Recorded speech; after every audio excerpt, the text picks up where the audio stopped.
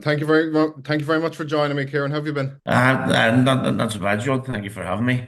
Of course. Okay, straight into it. My first question, before you kind of put it to rest, I was very concerned about doing anything on sorry, not on Bloody Sunday, but on Soldier F's upcoming trial. Um, Given that it's a nightmare scenario to possibly be the guy who got him off the hook or who ruined the time when he finally goes to trial. So please, yeah, you're the legal mind. You might tell us why it is that it's okay for us to speak about it.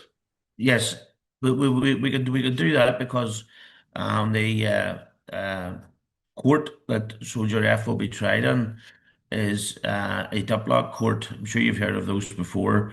It is a court whereby the judge sits as both judge and a notional jury himself. Therefore, the normal sub judice issues that would arise, whereby if there was a potential jury, don't, because I mean a judge is expected to be able to put and does put all those matters outside of out of his mind when he sits as both judge and jury. So, I mean, there's not much that hasn't been said about Bloody Sunday and the content of the various reports and the evidence over the years.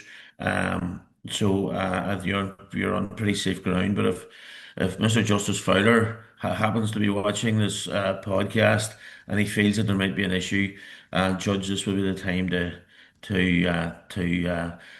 switch off now until the trial's over. Okay, yeah, we're not going to name him. His name is out there. In theory, if we were to name him, would we get into legal trouble? I'm not. We're not Yeah, into. you would indeed. You would indeed. Um, Soldier F enjoys an order of anonymity. Um, Now, notwithstanding that, I'm sure that there isn't an adult in Derry who doesn't know his name. His name's widely known, and in fact, his name was known before he even left Glenfarra Park, because his name was called out by a colleague, and his name was actually published in the Irish press within days, and a letter which was sent by a priest whose evidence we'll be looking at later, Father Terence O'Keefe, wrote to Harry Tuzo, the General Officer commanding the British Army, in relation to the conduct of Soldier F, and his name was published in the in the public domain. But in 1972, Lord Widgery allowed all, almost all, the military witnesses, with the exception of the senior officers, such as Colonel Derek Wilford, Major General Robert Ford, um, etc., Colonel Harry Diesel Payne, they didn't get anonymity, but Soldier F and all the soldiers who opened fire were given letters. So that's why you'll see in the evidence soldiers A, B, C, D, etc. Those soldiers are soldiers who fired shots on Bloody Sunday. The soldiers who you see in the evidence as simply having a number, so like for example, soldier 17, soldier 229, soldier INQ, and then a number.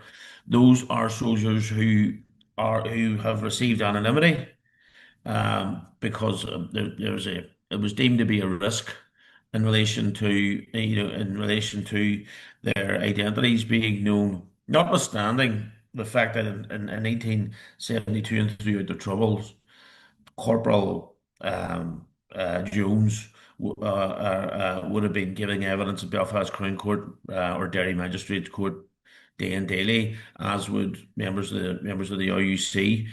But Soldier F first received his anonymity in 1972. Then, when that order ran up as far as the Bloody Sunday inquiry, which started in 1998, and and then he only had partial anonymity relating to his surname, because there were evidential issues relating to his first name. And he only anonymity was only attached to his surname for those proceedings, but in respect of the current proceedings, which is his criminal prosecution, that anonymity order, and we challenged it as lawyers for the families. That anonymity order relates to both his Christian name and his family name, his surname. So yes, you would get into difficulties, contempt of court, if you were to um, uh, broadcast or publish it in any way. Okay. Yeah. We're going to talk about the two inquiries that have happened, the Widgery, and Saville will speak about his actual upcoming trial in September. But just to put Yeah. all this into context, the reason we even know about this fella called Soldier F is because of his actions on that terrible day that we call Bloody Sunday in January 72. So you might go through for us, if you could take us through his actions, the shots we know he took, whatever you can tell us about what he did that day. Bearing in mind that we've had these two inquiries, so we can pull from forensic reports and ballistics and so on. So yeah, t take us through what he did that day, if you could. Yeah. Well, firstly, the reason how I know about this is that my name's Ciarán Shiels, and I'm a solicitor for almost all the families of wounded, and I have been since 1998. Um, um, March 1998, I started work on this case, on and off. I was a prominent solicitor during the Bloody Sunday inquiry, which ran up until 2000 2004, in terms of oral hearings, and reported eventually then in June 2010. So we just had the 15th anniversary of the Savile report. That was an inquiry with three judges of international standing, one English law lord, one a judge from New Zealand. He retired, and an Australian took his place, and then another judge from Canada. For the first time in British legal history, heard again the evidence, and effectively a second tribunal was held into a matter of urgent public importance, which was Bloody Sunday, and that was primarily because the first inquiry, which was set up in the immediate aftermath of Bloody Sunday by Lord Widgery. It's very infamous inquiry now. It was a very short and fast affair. It was wrapped up in about, I think, 8 weeks, and the tribunal report, it's about that thin. You would cover it easily within an hour, and it's generally viewed as being a whitewash. The guilty were found innocent, and the victims of the parachute regiment were found guilty, and the Civil Rights Association was blamed for essentially for the bloodbath and having an illegal march, and the soldiers were exonerated. Uh, the closest that inquiry came to was in the area of Glenfadda Park, which is where Soldier F um, was the most prominent soldier, and the firing in that area was described as bordering on the reckless. Now, the evidence that was collected and gathered by the Bloody Sunday inquiry was an altogether different affair. It was a serious inquiry. It lasted many years. It probably could have, it probably didn't need to have lasted as long as it did. It's been criticised for its cost, but I don't think there's any doubt about the fact that that inquiry was as unexhaustive a an effort to get to the truth, and every single shot, every single incident was gone into in amazing detail. Um, uh, and The reason why, of course, there was so much evidence and it did take so long was because so many people were there and so many people witnessed it. It was Bloody Sunday was brazen, in the sense that it was carried out in the full uh, in the glare of the world's media. It was photographed, it was filmed, it was audio recorded. The events were bugged in terms of the all radio transmissions from a local radio ham, a man called Porter, who sold radios. The communications into and out of the local RUC barracks, Victoria Barracks, were also bugged, but by the provisional IRA. Um, uh, there were literally thousands of witnesses to see, and I mean, I myself and I mean our firm Madden Finucane, in addition to representing the families and the wounded, represented about and brought in about 500 witnesses to the inquiry, and there were other firms of solicitors who had respectable amounts of witnesses also, who were brought to the inquiry. Not to mention the firms of the lawyers in England who represented the soldiers, who were all retired pretty much by that stage, and were therefore private citizens. And they were generally three or four main firms of solicitors who would have been involved in representing those soldiers. So the same went for members of the media, same went for members of Civil Rights Association, went for members of the provisional and official IRA. They all had their solicitors. Um, Probably something that's important just to point out is that in the last inquiry, the Attorney General issued an assurance in respect of self-incrimination, whereby, and in order to encourage witnesses to get to the truth, um, if they told the truth, and that involved and making admissions to serious criminal offences, like, for example, IRA membership, possession of firearms, explosives, um, for paratroopers, admissions of murder, attempted murder, grievous bodily harm, wounding, perjury, um, robbery, um, assaults.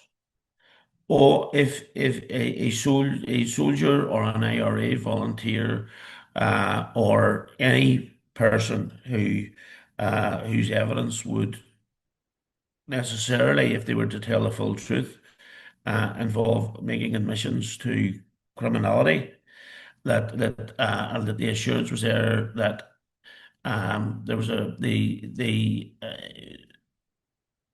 whatever admissions you made would never be used in a prosecution against you.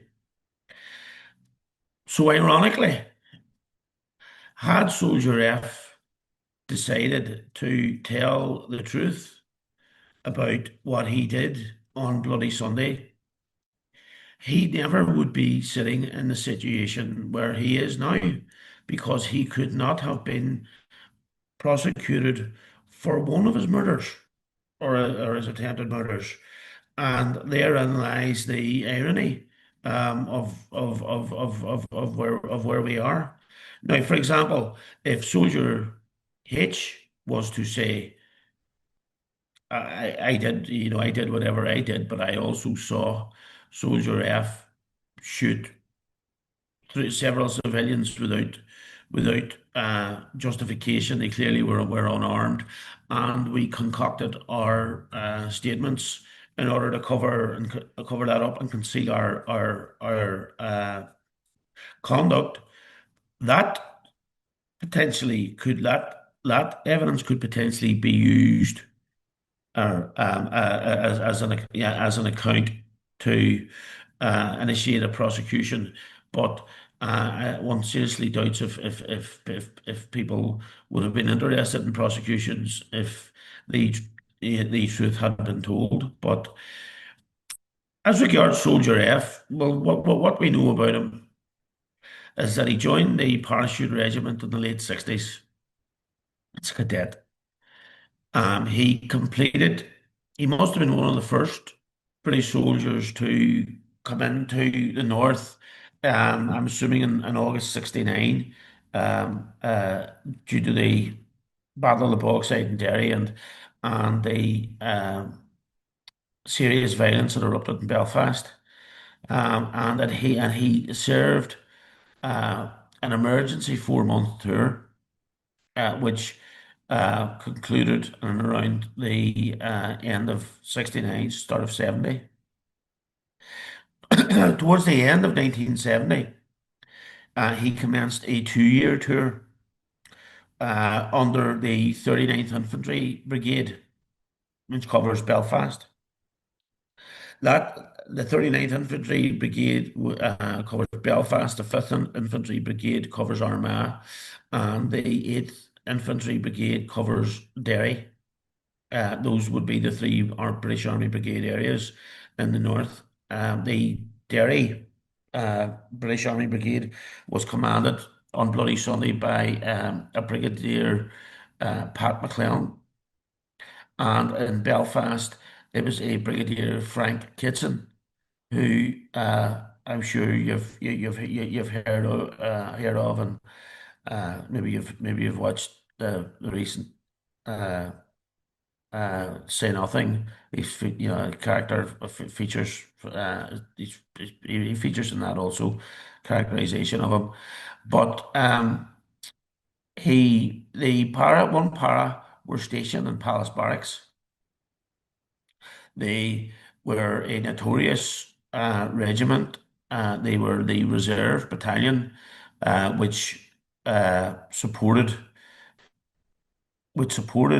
all the other resident battalions in the 39th Infantry Brigade area. So they would come in, for example, in support of the Coldstream Guards or the King's Regiment or whoever it happened to be in a particular area of the city. Um, they were a notorious regiment in Belfast for their um, they were seen as shock troops. Who were not best suited to um, supporting basically policing, which is what they were, which was the role that they were put into, and in aid of the civil power. Um, Before he came to Derry on Bloody Sunday, he admitted that he fired his weapon on a number of occasions in Belfast before. Uh, he he was asked to what extent did he fire his weapon, and he said like 3 round, 4 round, 5 round exchanges, nothing more than that, and that he had never killed anyone until he came to Derry. He hadn't taken another person's life. He was part of support company of one para. One para had uh, A, B, C, and D companies, which were regular infantry. companies. But there was also Soldier F's company where he was a lance corporal by the time he came to Derry, and he was within support company. He was a lance corporal in the anti-tank platoon. Now, support company, if you're wondering what that does, the clues in the name, it supports. It gives aid to the ordinary infantry soldier. They specialise in there's a machine gun platoon, which is a mortar platoon, and that type of warfare. And there's the anti-tank platoon, which specialises in anti-tank warfare. That was F's platoon, and there also was a separate, much larger platoon of about 36 men called Composite Platoon or Guinness Force, and they also are a relevant um, uh, section of support company for Bloody Sunday purposes. But for Bloody Sunday purposes, the main platoons which caused the damage were mortar platoon in the first instance, commanded by an individual known as Lieutenant N. They admit to firing 42 shots. Support company admit to firing in total 108 shots on Bloody Sunday. The rest of the shots are accounted for by the anti-tank platoon and by Guinness Force, the composite platoon, which was made up basically of older soldiers. Say, for example, soldiers with maybe 10 years experience, who may have other roles, for example, in pay corps or uh, cooks, for example, but fully trained, highly trained paratroopers nonetheless. As I said, I suppose it may be for soldiers who are, coming to the end of their service and going on to other forms of employment, so they getting training and qualifications in that regard. Um, we know that Soldier F played a significant role in the uh, post-internment uh, violence in Belfast. Um, as you know, it was Operation Demetrius was the operation whereby on the 9th of August, the and internment effectively began, and I think between 300 and 400 Catholics and nationalists were arrested and interned without trial. Uh, Obviously seen as an entirely one-sided operation in relation to the community, but you'll obviously be well familiar with the Ballymurphy massacre, and the findings in relation to that important inquest, which came subsequent to the Bloody Sunday inquiry. I think over the first 4 years of the uh, conflict, the army had certainly had primacy over the RUC. And RUC officers, for example, if there had been shooting incidents, would not question the military.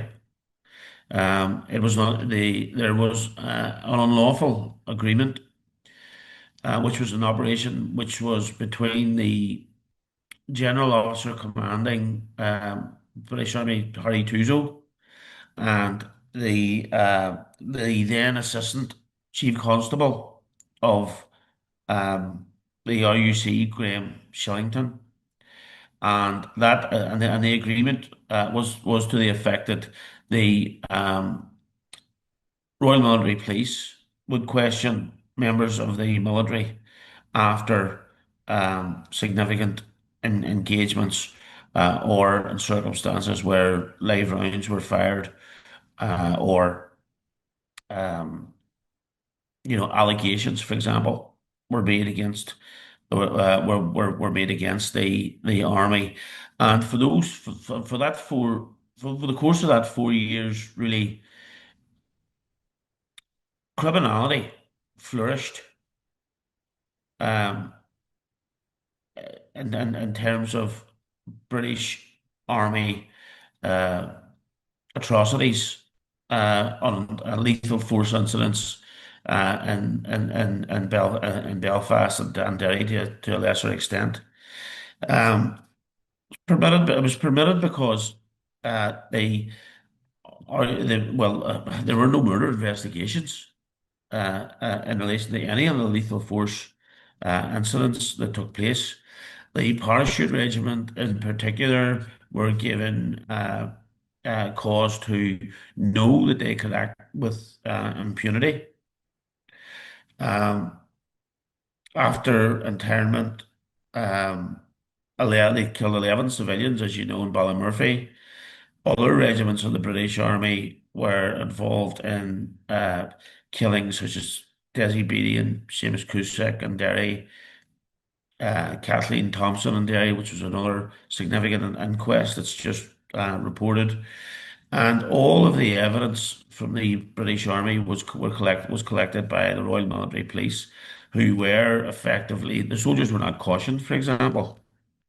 They were taken and statements were taken in circumstances which were innately sympathetic to the individual soldier.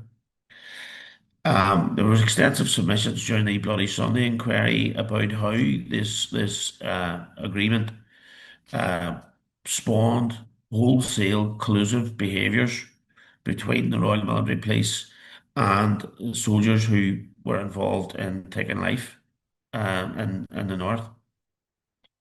Over that period, uh, 187 civilians, that 4 year period, were killed by the British Army. Not one soldier was arrested. Not one soldier was charged or faced prosecution in relation to any of those killings. It's pretty stark looking back on it from this distance that not in not one single case did any criminal charges arise. Now, at that time, there were British soldiers, for example, in the parachute regiment, coming before the courts here. Like, I mean, for example, there was a notorious paratrooper, Costas Georgiou, who later went on to uh, have particular infamy in Angola in 1976. He was a member of one para, and he was a notorious soldier.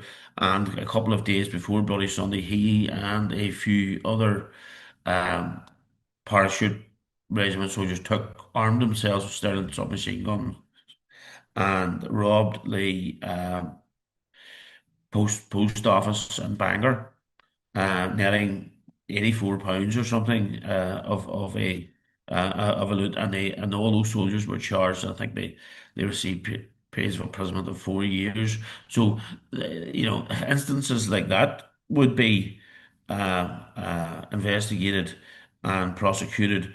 But when it came to shootings, uh, and circumstance, or for example, there was an infamous case involving the parachute regiment, and a woman called Emma Groves in Belfast, who before, and this was again before Bloody Sunday, where I think she had a Republican record playing on a record player, and a soldier from C Company, I believe, of one para, fired a rubber bullet into her face through a window at point blank range, and her eyes were so badly damaged that they had to be removed. But I mean, there's footage of that. it's easily enough obtainable. I think it's on YouTube, etc. Um, there was a formulaic way of beating or making sure that a soldier would not uh, be charged. One sees it, the more statements of the Royal Military Police that one reads, where I acted in accordance with the yellow card. Um, this yellow card is given to every soldier. They carry it in their the soldiers refer to it colloquially as a politician's card. And I think Scamper card was given to it, but if you concluded in your statement that on patrol in the Creggan estate, I saw a gunman. He pointed his weapon at me on a nail bomber, had a lip nail bomb, and his arm was back like that. When he was ready to throw the fizzing object, or the gunman with the pistol had it pointed in my direction, I heard three low velocity reports, and in response, I fired two aim shots at the individual. He was seen to fall. Other associates of his came forward and retrieved the weapon, and uh, everybody essentially were armed gunmen, nail bombers, acid bombers, petrol bombers, and persons alleged to have been involved in terrorist behaviour. So it's a very formulaic um, uh, manner in which the Royal Military Police statements um, read. They almost read. If basically if soldiers were supposed, soldiers knew if they stuck to that tried and tested formula, they would never see. They would never see the inside of a criminal court. At least certainly for anything arising out of that first 4.5 years.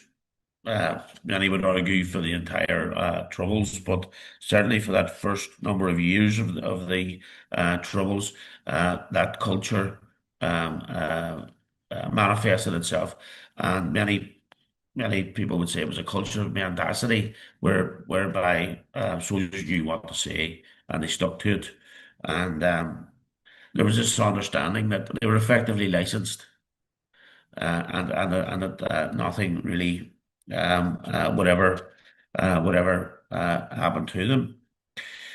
Normally these incidents would happen in ones and twos casualties. Ballymurphy was a bit different, but it was still spread over 3 nights. Some of it was happened in fields. Most of it wasn't photographed or filmed or recorded.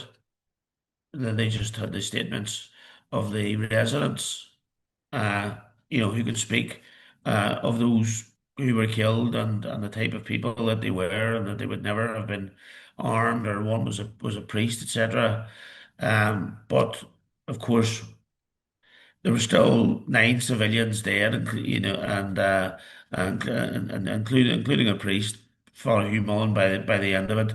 But again, the statements for in respect of Ballymurphy all follow that same formula. In terms of events coming up to Bloody Sunday, the significant events are apart from Ballymurphy, the blinding of Emma Groves, a number of individual incidents in Belfast. There were allegations that one para in particular were engaged in planting of ammunition in Republicans' houses in order to justify them being interned.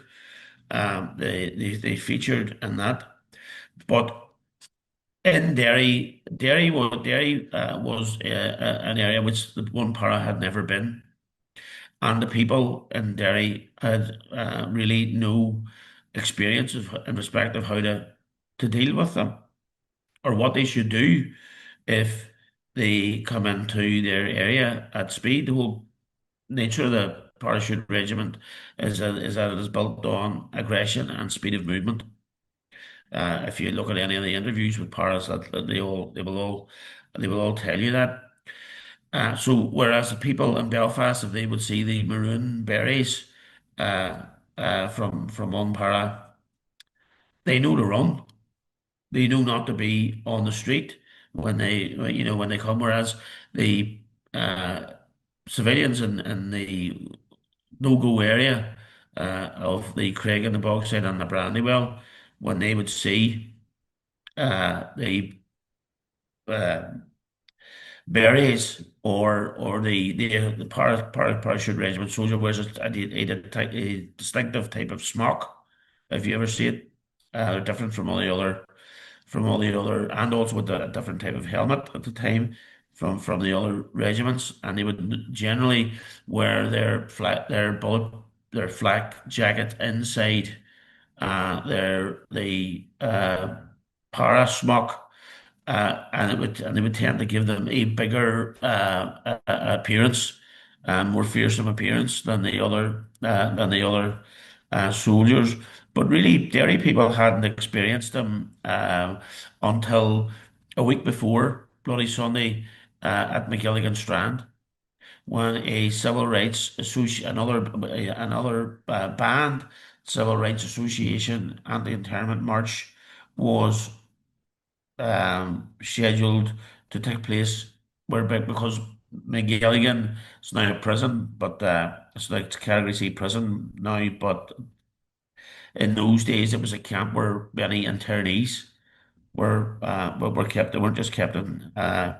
Some were kept on the Maidstone prison ship, some were kept in Long Kesh, and then others were kept nearby Derry and at McGilligan. The photographs and footage of McGilligan, then the violence that was exhibited there tells its own story. There's footage there of a para using his SLR battle rifle as a club on and demonstrators. There are demonstrators who were chased into the sea. They were demonstrators who were shot at point blank range with rubber bullets. And in one particular case, a paratrooper appeared and this was filmed and broadcast at the time, a paratrooper who was beating a civil rights protester, and he was beating him to the extent that a para NCO or junior officer, I can't just quite remember which, but the footage is there, actually had to start to batten his own soldier to get him to stop attacking the civil rights demonstrators. Such was the frenzy that he'd worked himself into. None of these incidents gave rise to army inquiries about conduct of this regiment. Uh, a number of more liberal journalists were starting to write uh, articles about one para and their activities. In particular, the Daily Telegraph's Nigel Wade. He wrote an article in which he saw the marchers being driven into the sea, um, and he witnessed the use of the rubber bullet guns being fired point blank in circumstances where the marchers didn't have, stones to throw back, given that they were on a beach. But the two very prominent journalists, Simon Winchester and Simon Hoggart, wrote an article in The Guardian, whereby they reported that two of the regiments in Belfast had requested let the one para not be brought into their areas because the local regiments were left in a situation whereby they had to effectively reap the whirlwind that would be caused after the Paris did what they were best known for. Um, During the Bloody Sunday inquiry, we had minutes of political meetings at the highest level disclosed to us. The the parliamentary there was a Whitehall committee called Gen 47, which would meet once a week to discuss matters relating to the North. And nowhere at that meeting was there any cause or concern expressed about the pictures of one para um, uh, and the controversy that came out of McGilligan Strand. There's a documentary that I was doing some preparation for this, John, and I came across a documentary which shows the paras who were interviewed the week after uh, the Ballymurphy killings, which they are interviewed, and it can be found. It can be found on YouTube. I'll give you the link details in case you want to put them up for your viewers. But I would definitely commend anybody who wants to who's interested in this subject to look at it. But the paras who admit to having shot and killed people in Belfast are interviewed. They talk about the circumstances in which they've done it.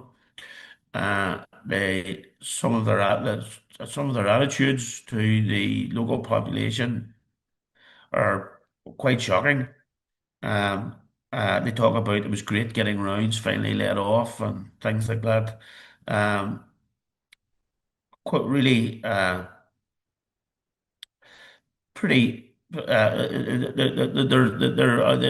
an insight into and this program, of course, was broadcast, and the BBC had no problem releasing it at the time. But I would definitely commend it to anyone. So really, by the time Soldier F came to the streets of Derry, I think that it's fair to say that the soldiers themselves felt licensed to inflict damage.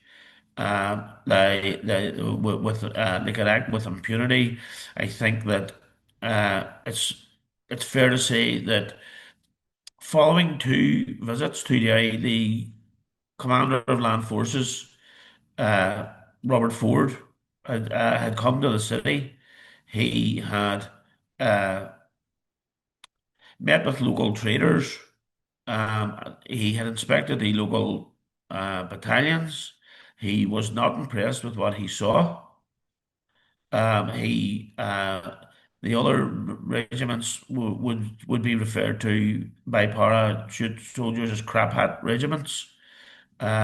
The one can see generally like with the paras or the Royal Marine Commando regiments that there is a certain disdain for other regiments within the within the British Army, and they have this name for them, crap hats, and the local regiments in Derry were very concerned about what they had seen at McGilligan, and when news about obviously had um, started to report about this massively advertised march to be held in Derry on the 30th of January for anti-internment organised by the Civil Rights Association, that the IRA were being approached to stay away to give the Civil Rights Association their day, um, and that there were rumours abound that the paras were being brought to Derry in order to deal with this march. And the local commanders, and in fact, the local commander of the RUC in Derry, Frank Lagan, all went to Brigadier Pat McClellan and said, "This is a very bad idea, bringing these particular soldiers to Derry." And there's extensive evidence given in relation to uh, that. That issue before the Bloody Sunday inquiry. Not so much with the Widgery inquiry, because the terms of reference of that inquiry was to keep simply within the hour or so of the march when it reached the Bogside. But certainly within Lord Savile's inquiry, it extensive evidence was given, and the whole gravamen of that evidence was local commanders did not want them here. And when parachute regiment soldiers, when they were making the statements, obviously the statement takers would ask them, well, what was your impression of Derry? Why did you think you were being brought up there? They invariably would say, well, they didn't know how to deal with rioters. They stood with shields. They always went back. They never went forward. They behaved like Aunt Sally's was the term given to them by Lieutenant Colonel Wolford, and they believed that they were being brought to Derry not just to teach the Derry rioters a lesson, and the Derry rioters were really costing the British Exchequer much, much more than the IRA, where the Strand Road traders were saying, look, this area of the Bogside is extending and extending and extending, and there's street after street being burnt because the Bogside runs under the city centre in Derry. And they were basically so the local traders association met General Ford, and they said, like, look, our concern here isn't so much the IRA, it's the riots in the city, and how the rioters are not ever firmly dealt with. And General Ford agreed with them. I mean, he prepared a memo, quite a chilling memo, and said that we're now coming to the stage where we have to consider the use of .22 uh, uh, uh, rebarreled SLRs. So they would take a less powerful round than the 7.62 millimeter round that the battle rifle the NATO round that the battle rifle would normally fire, and he gave orders for 30 of these such rifles to be prepared for Derry, so that the the concern was that if one was shooting a rioter, that the 7.62 round wouldn't go through the rioter and kill an uninvolved innocent person who happened to be behind that rioter, and there are memos to that effect, two memos in particular, and that really, I think, is a fair summary of what the circumstances were before the march, what Soldier F was really coming up to here. The Paras themselves were given to think that they were coming into the IRA's own backyard, that the Roswell Flats and the Bogside was a haven of IRA snipers. In fact, the truth was that it was not.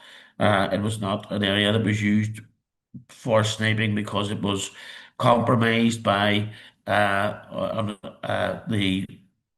hill, which there were various army observation posts in the Craigan area, which could cover one side of the Roswell Flats, and the army observation points on the city walls and on the embassy building, which would compromise the rest of it. The Roswell Flats was not an area which was often used for sniping operations by the IRA. Areas such as the Craigan, the outskirts of the Craigan, and the outskirts of the Brandywell, or shots being fired at Blease Lane Army Camp were much more regular targets of both wings of the IRA. But the powers definitely were given to understand that coming into this area, this office is actually on the edge of the bog side, actually at what's known as Agro Corner, where most of the riots at that time would commence. And certainly they believed that they were coming into a place which had not really been invaded, as it were, for for 2 years. So that's sort of us up to the point like where Bloody Sunday's just about to start. John Just take us through like the actual actions of F F, and no problem. where his bullets ended up and so on. When the first shots were fired at 3:55 p.m. Just here in William Street. The shots were fired at an old bakery, which was manned by 9 members of the machine gun platoon on Bloody Sunday. They shot. They claimed to have fired at two nail bombers. They opened fire instead on a 59-year-old man, the oldest person to be hit on Bloody Sunday. His name was John Johnson, and a 16-year-old boy called Damien Donaghy, who was a very promising footballer at the time. He was signed for an English club. He was shot, and a number of rubber bullets had been fired from the burnt out bakery where this para platoon were deployed, and as was the custom in this area, young people would usually pick up rubber bullets. They were something, they were souvenirs. They were sold to American tourists. They formed, many's an ornament on many's a fireplace locally in local houses. But as he went forward to pick up the rubber bullet, he was shot in the leg. Mr. Johnson was shot in the shoulder and in the chest. Now, at that time, the anti-tank platoon was deployed in the grounds of the GPO and the local Presbyterian church at Little James Street. And that's where all of support company were before coming into the Bogside. C company would, and on the footage that one normally sort of famous footage where at the riot, there are rubber bullets getting fired, there's sheets of tin being pulled out into the streets. Those soldiers that are here engaged in that are members of the Second Oil Green Jackets and one Paris C Company. No Paris and C Company shot anybody. All of the shooting and all of the casualties that were incurred on Bloody Sunday were carried out by support company. After those two individuals were shot, a member of the official IRA fired a one round from a 303 rifle, a snipe back at the paras who were positioned in the area of the Presbyterian Church and the GPO, and the shot um, cracked open a drain pipe, and on the and in relation to I mean one sees for example in the films about that have been made about Bloody Sunday or if anybody has read into it, this drain pipe shot was given a particular prominence, especially in 1972 at the Widgery inquiry, because they were saying like, oh, the drain pipe shot, well, that proves that the IRA are in the area, that that was one aimed at us. um, uh, also there is a separate theory. Well, certainly it is correct that that was a shot that was fired and it was aimed at the soldiers there, but it was fired because of the shooting of the old man and the young boy who were taken into a local masonette, and Lord Savile found conclusively that the Paris fired first. It, insofar as that's really relevant to what takes place 15 minutes later. but I thought I should just cover that with you first. 10 minutes later, the rioters who had been rioting in William Street and in Little James's Street, the rioting starts to peter out. Um, much of the rioting, it was a pretty feeble riot by Derry standards, and they, and it was rubber bullets had been fired, CS gas had been fired, water cannon had been used. It was January. People were soaked with purple dye. Obviously, I think the thinking behind it is that the purple dye would easily delineate, uh, rioters to arrest for the snatch squads when they would come in. The parents were concerned that so many people were drifting down Roswell Street to where the rally was to take place, where Lord Fenner Brockway, and Ivan Cooper, and Bernadette Devlin, and McCann were all due to speak, that there were really not going to be all that many rioters or people close to rioting. I mean, uh, certainly in the city, for every 10 rioters, there are normally 20 or 30, what they call rubberneckers, who would be standing watching the riot. But even in terms of scooping up people, observers of the riot, those numbers were depleting fast. And Colonel Wilford looked at driving a Humber pig through the walls at the GPO, but they realised that the sides of the wall were not of the same level, and that the Paris would have to come in straight by a convoy of traffic from Little James Street right up and into the waste ground at the back of the Roswell Flats and on Roswell Street itself. And that advance of the by the Paris, it can be seen on telly footage of the soldiers actually going in. Now, the first two pigs turn in. Those are filled by members of the mortar platoon. They debus the pigs. They arrest six people on the waste ground. Um, the operation orders the name of the order for Bloody Sunday was called Operation Forecast. Operation Forecast is a concoction.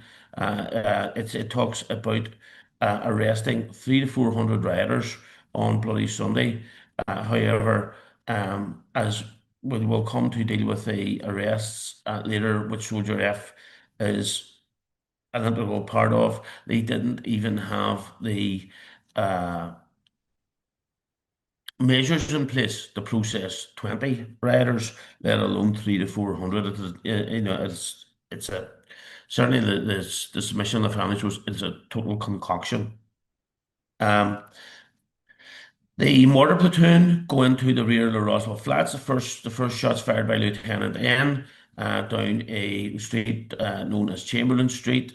That sound of that gunshot um,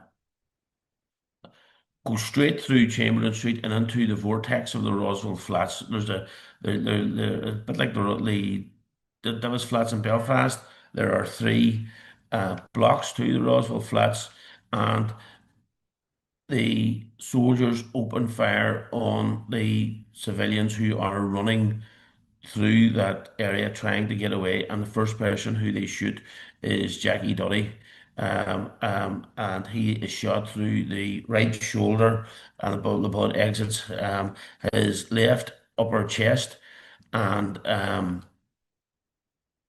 it's Bishop Daly, Father Edward Daly, later to be Bishop Daly, running beside him. The young boy laughs at seeing the priest, etc. And he's hit by a mortar platoon round, and he skids onto his face.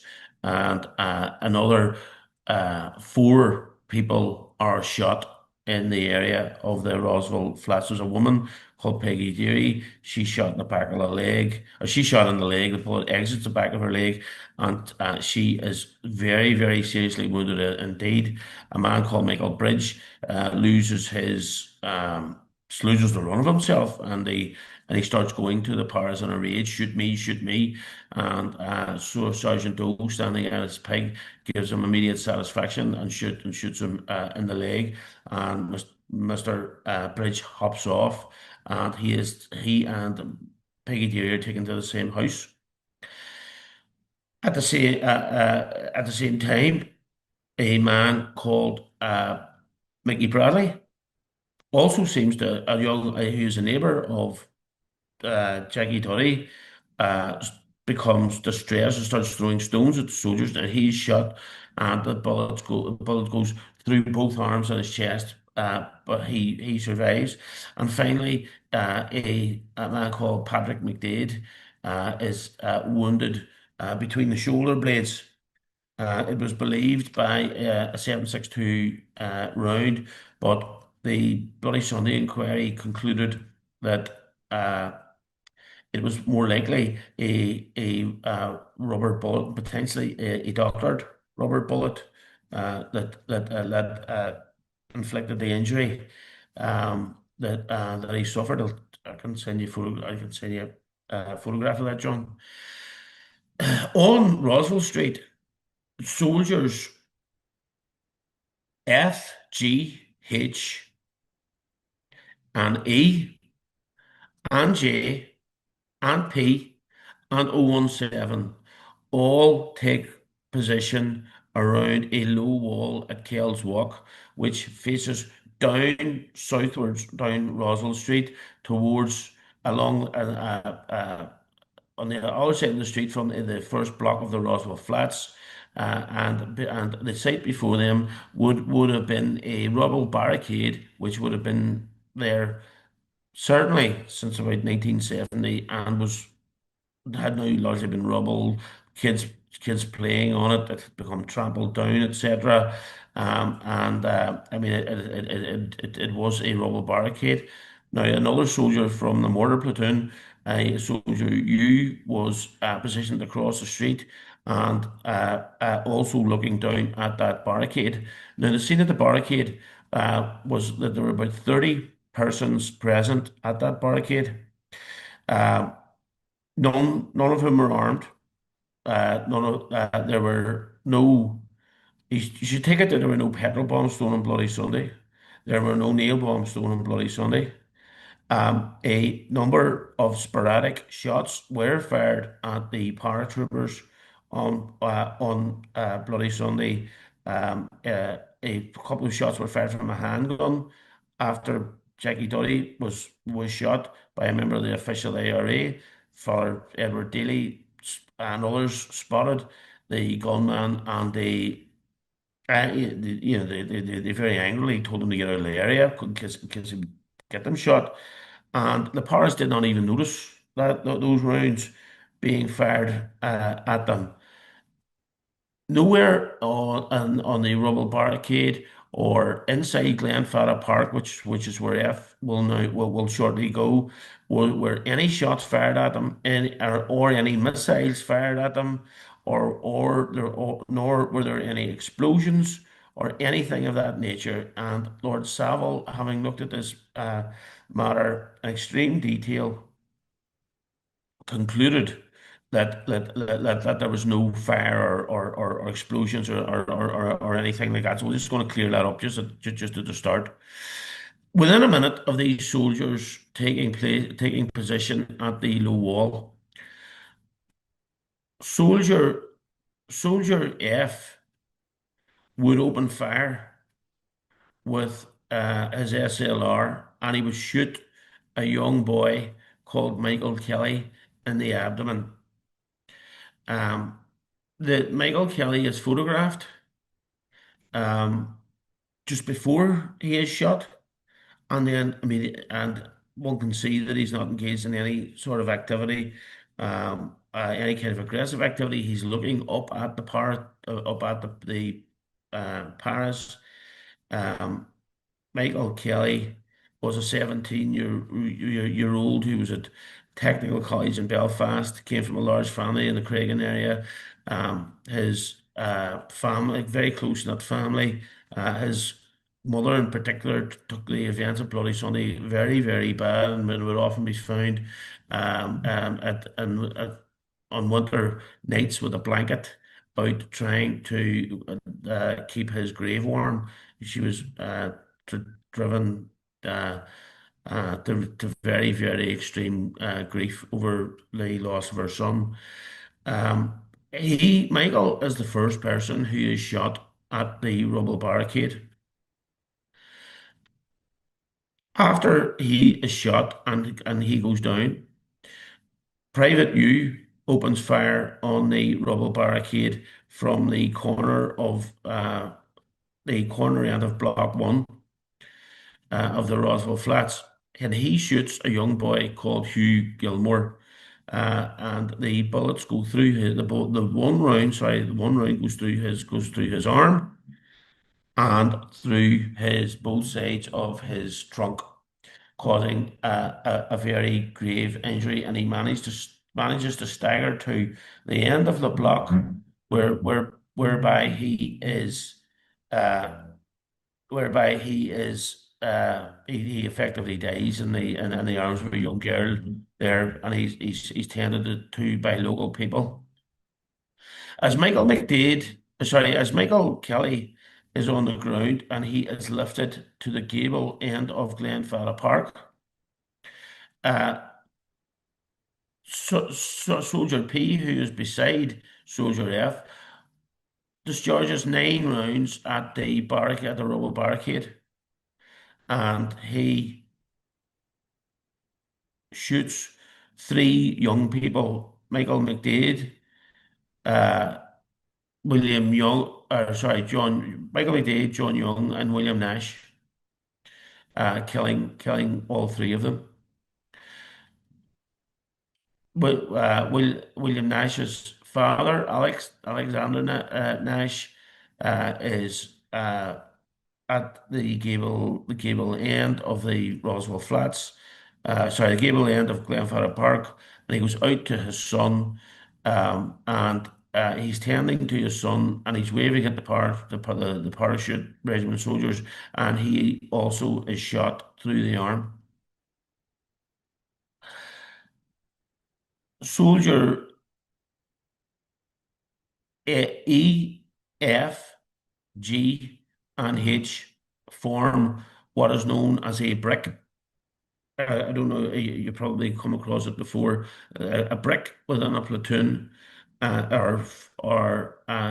is a four person unit, and within the brick there is a buddy. Each person has a buddy. It's a buddy system. Now the NCO in charge of Soldier Lance Corporal F's brick is an individual known as Corporal E. He is deceased. Um, the lieutenant who is in charge of the anti-tank platoon is known as 119, and another soldier gave evidence to the Bloody Sunday inquiry that this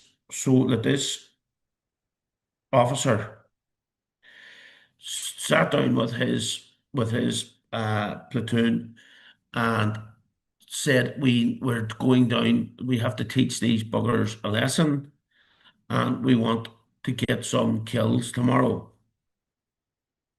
Now that was denied by 119. You'll not be surprised to hear, but that 4-man unit departs the low wall at Kells Walk and starts to run down towards the entry to go into the square of Glenfarra Park North. As the members of the anti-tank platoon run forward to Glenfarra Park North, their position is taken up by the members of the composite platoon, the composite platoon, or Guinness Force, as it's known.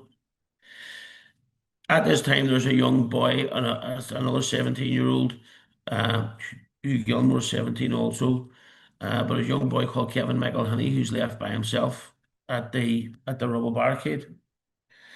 And there's a very, very heavy expenditure of rounds towards that rubble barricade, and there are three very young men lying dead dead or dying at the rubble barricade, and Mr. Nash Senior is there with us, who he's lying on his son, and he's been shot through the arm. So the 17-year-old Kevin McElhinney starts to crawl from the rubble barricade to the door of the Roswell Flats, and this is all the while being watched by the individuals who are at Glenfarra Park North, who will soon come into contact with Soldier F. And they include Father Dennis Bradley, Father, as he then was, Terence O'Keefe, who was the Dean of Humanities at the University of Ulster, and about 20 to 25 other Derry civilians. Now, as E, F, G, and H are running to go into Glenfarra Park North, K, L, and M of the composite platoon are, well, L and M certainly are taking shots at Kevin McElhinney as he's crawling on his stomach to get away from them. The civilians attest to seeing sparks bouncing off the ground and blue flashes off the ground where the bullets are striking around Kevin as he's crawling for the door. Then Sergeant K, who was the champion uh, target. He held the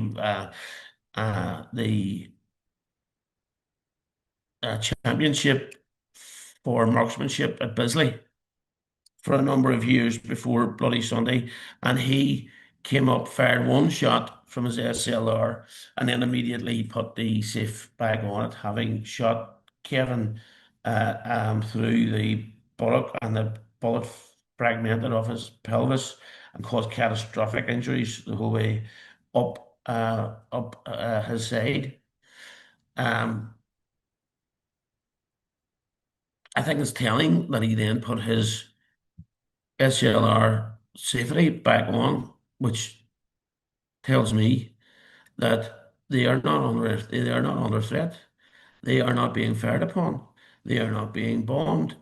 If you read their statement, you would think that some of these soldiers are advancing up Roswell Street as if they were going over the top at the Somme or at Passchendaele or at some great glorious um, British Army battle. That was certainly not the case on Bloody Sunday. But in any event, K put the safety back on his weapon, and that's the only round he fires all day. As E, F, G, and H go into Glenfarra Park North, they come upon the scene of the crowd who are carrying young Michael Kelly, who's the first person to be shot at the rubble barricade, and Michael's being carried through the bottom end, the most southern end of Glenfarra Park North, towards a gap which leads to Abbey Park. The Paris open fire. The significant thing about the Paras who open fire on the civilians at Glenfarra Park North is that every civilian there has an entry wound, uh, and the trajectory of that round goes from right to left, as if they're running. They're all running in the same direction towards the um, uh, entry, which leads into a place called Abbey Park. Well, and that was seen as a place of potential safety at the time. And there are dozens of civilians trying to cram through that small entry to get through and into Abbey Park. It's like a crush almost. Uh, Jim Ray, who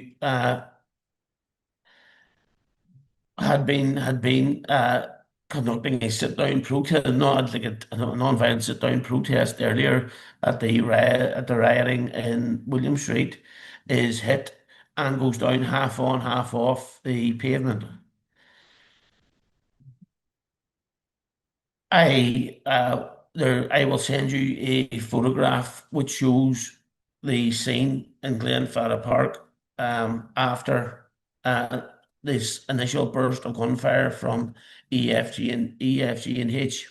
But behind him, a young boy, a 16-year-old, whom I represent, um, called Joe Mahan, is struck from right to left in the pelvis, and he's very badly wounded.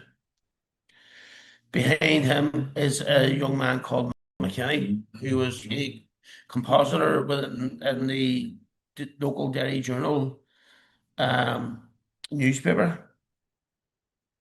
He had taken a study film with him. He had filmed events both at the rubble barrack. He had filmed events at McGilligan Strand the week before, and he had also filmed up until he was shot. Um, the Bloody Sunday March until the trouble started. He is hit twice and is shot dead. Now, at this stage, Soldier F moves towards the gable wall where the two priests, Father Bradley and Father Terence O'Keefe, are dealing with approximately 20 other people. And some of them are hysterical at having witnessed the murder of Kevin McElhinney as he crawled to the Roswell Flats door, where the bullets are bouncing around him as he's crawling. A shot is fired, and it strikes 41-year-old, I think as he was then, Patsy O'Donnell in the shoulder. He is shot separate to the fellas who are all hit right to left. He's on the other side. He's on the other side of um the square. Soldier G goes approaches Jim Ray's body, and he goes to move up, and having already been shot in the back, he is shot twice more in the back by Soldier G. Soldier G then proceeds through that alleyway into Abbey Park, whereupon he is met by a man who is 35 years of age and I believe he has seven children. His name is Jerry McKinney, and he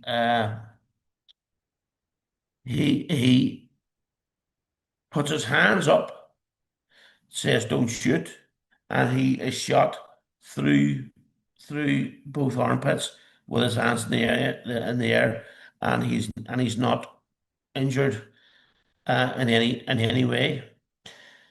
He then shoots, possibly as a shoot through, but a young boy called Jared Donaghy, and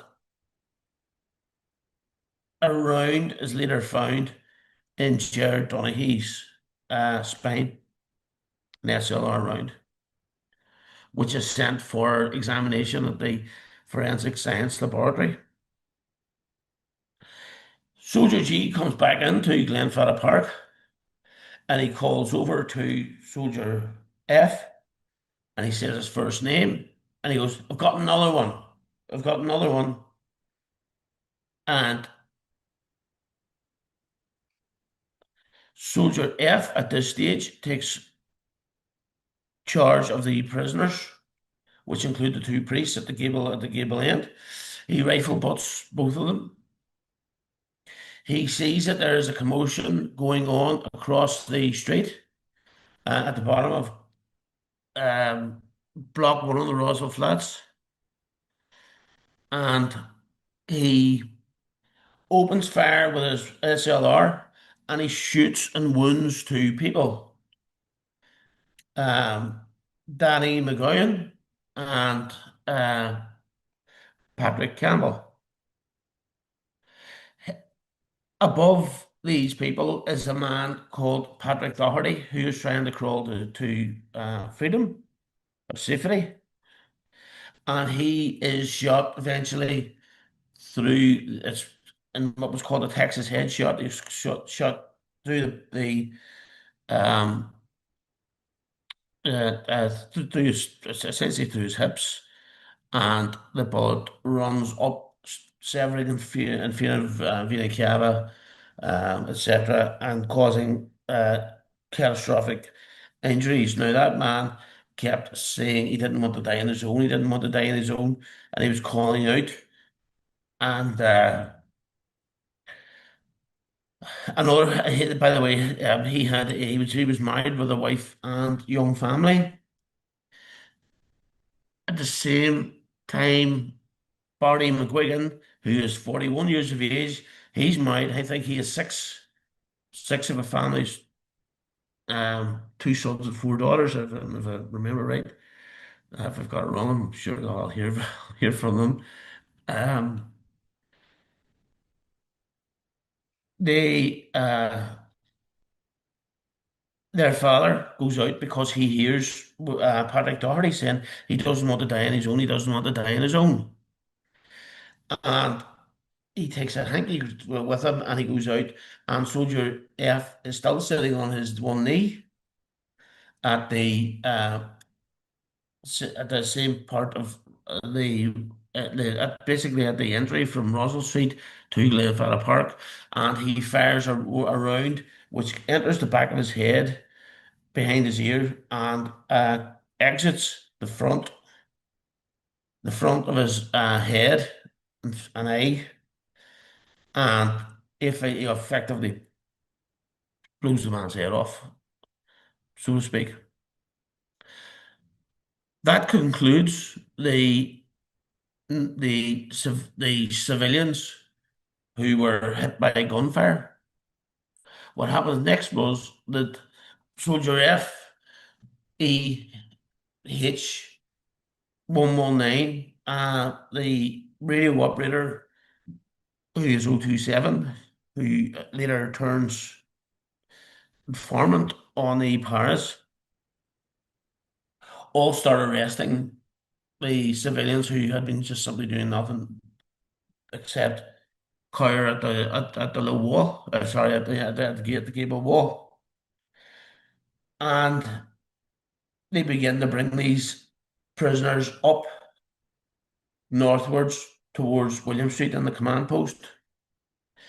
Not before leaving Roswell Street does Soldier F fire additional rounds, and in that he tries to kill a photographer called Fulvio Grimaldi from Italy, and he expends six shots through the flat living room window, um, and luckily Fulvio and his wife, then so-called Susan North, English woman, who acted for both of them,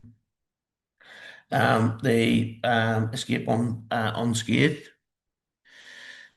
and those would be the casualties um, inflicted by Soldier F that afternoon. Now, what I would propose to do now is to take you through what he says he opened fire at very briefly, and how that account changes. You're going to go into more, but just to bring it back to the case for a second, how many did Soldier F shoot, and how many is he being tried for? Because they're not the same figure. No, not at all. Soldier F shot, certainly shot um, dead Michael Kelly at the rubble barricade.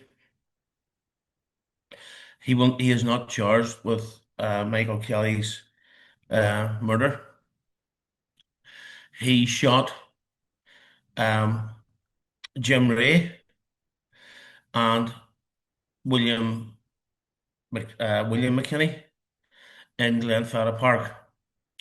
Now, um, Jim Ray was shot in the back, but then shot twice again in the back.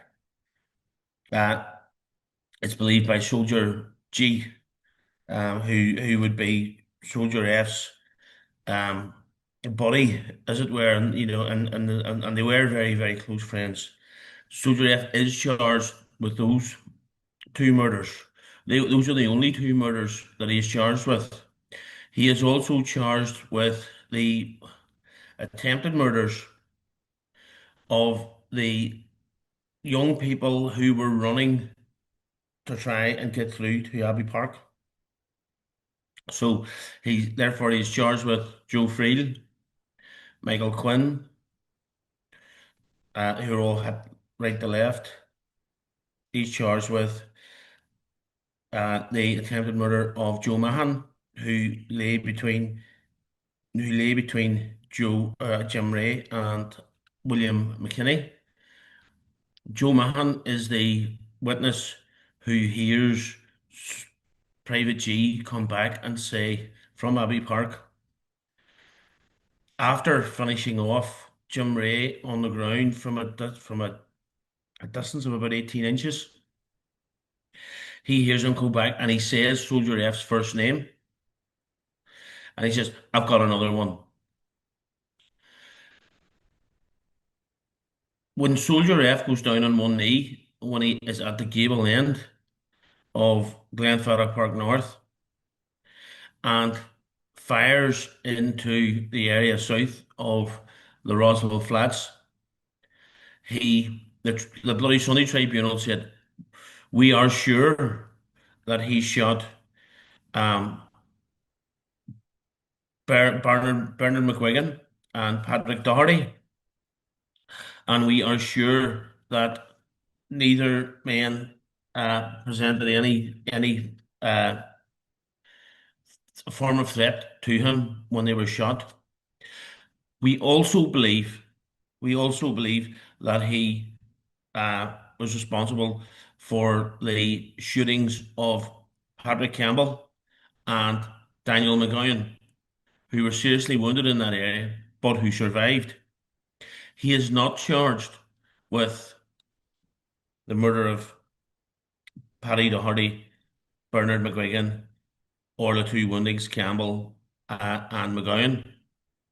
He then returns to um, Roswell Street and goes to his pig, his Humber pig, and he claims to have been uh, under fire or threatened by a gunman in the first block of the Roswell Flats, and he put six shots, or he is among a group of soldiers who put six shots in through the living room window of an apartment in the flats, and that's where Fulvio Grimaldi, the Italian photojournalist, is, and he is not charged with Fulvio's attempted murder either. So he really faces um, charges relating solely to what occurs inside of Glenfarra Park North. He isn't even charged on a joint enterprise basis with the other killings, for example, on the Rubble Barricade. He's not sure, or the other killings on uh, in Abbey Park, and he's not charged on a joint enterprise basis with any of the shootings, the shooting of Jackie Duddy and the wounding of the four other people at the rear of the Roswell Flats.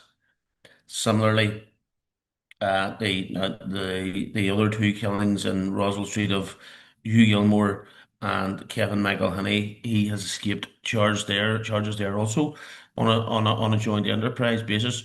So, John, really what you see is he's charged with a fraction of what he was actually involved in that day.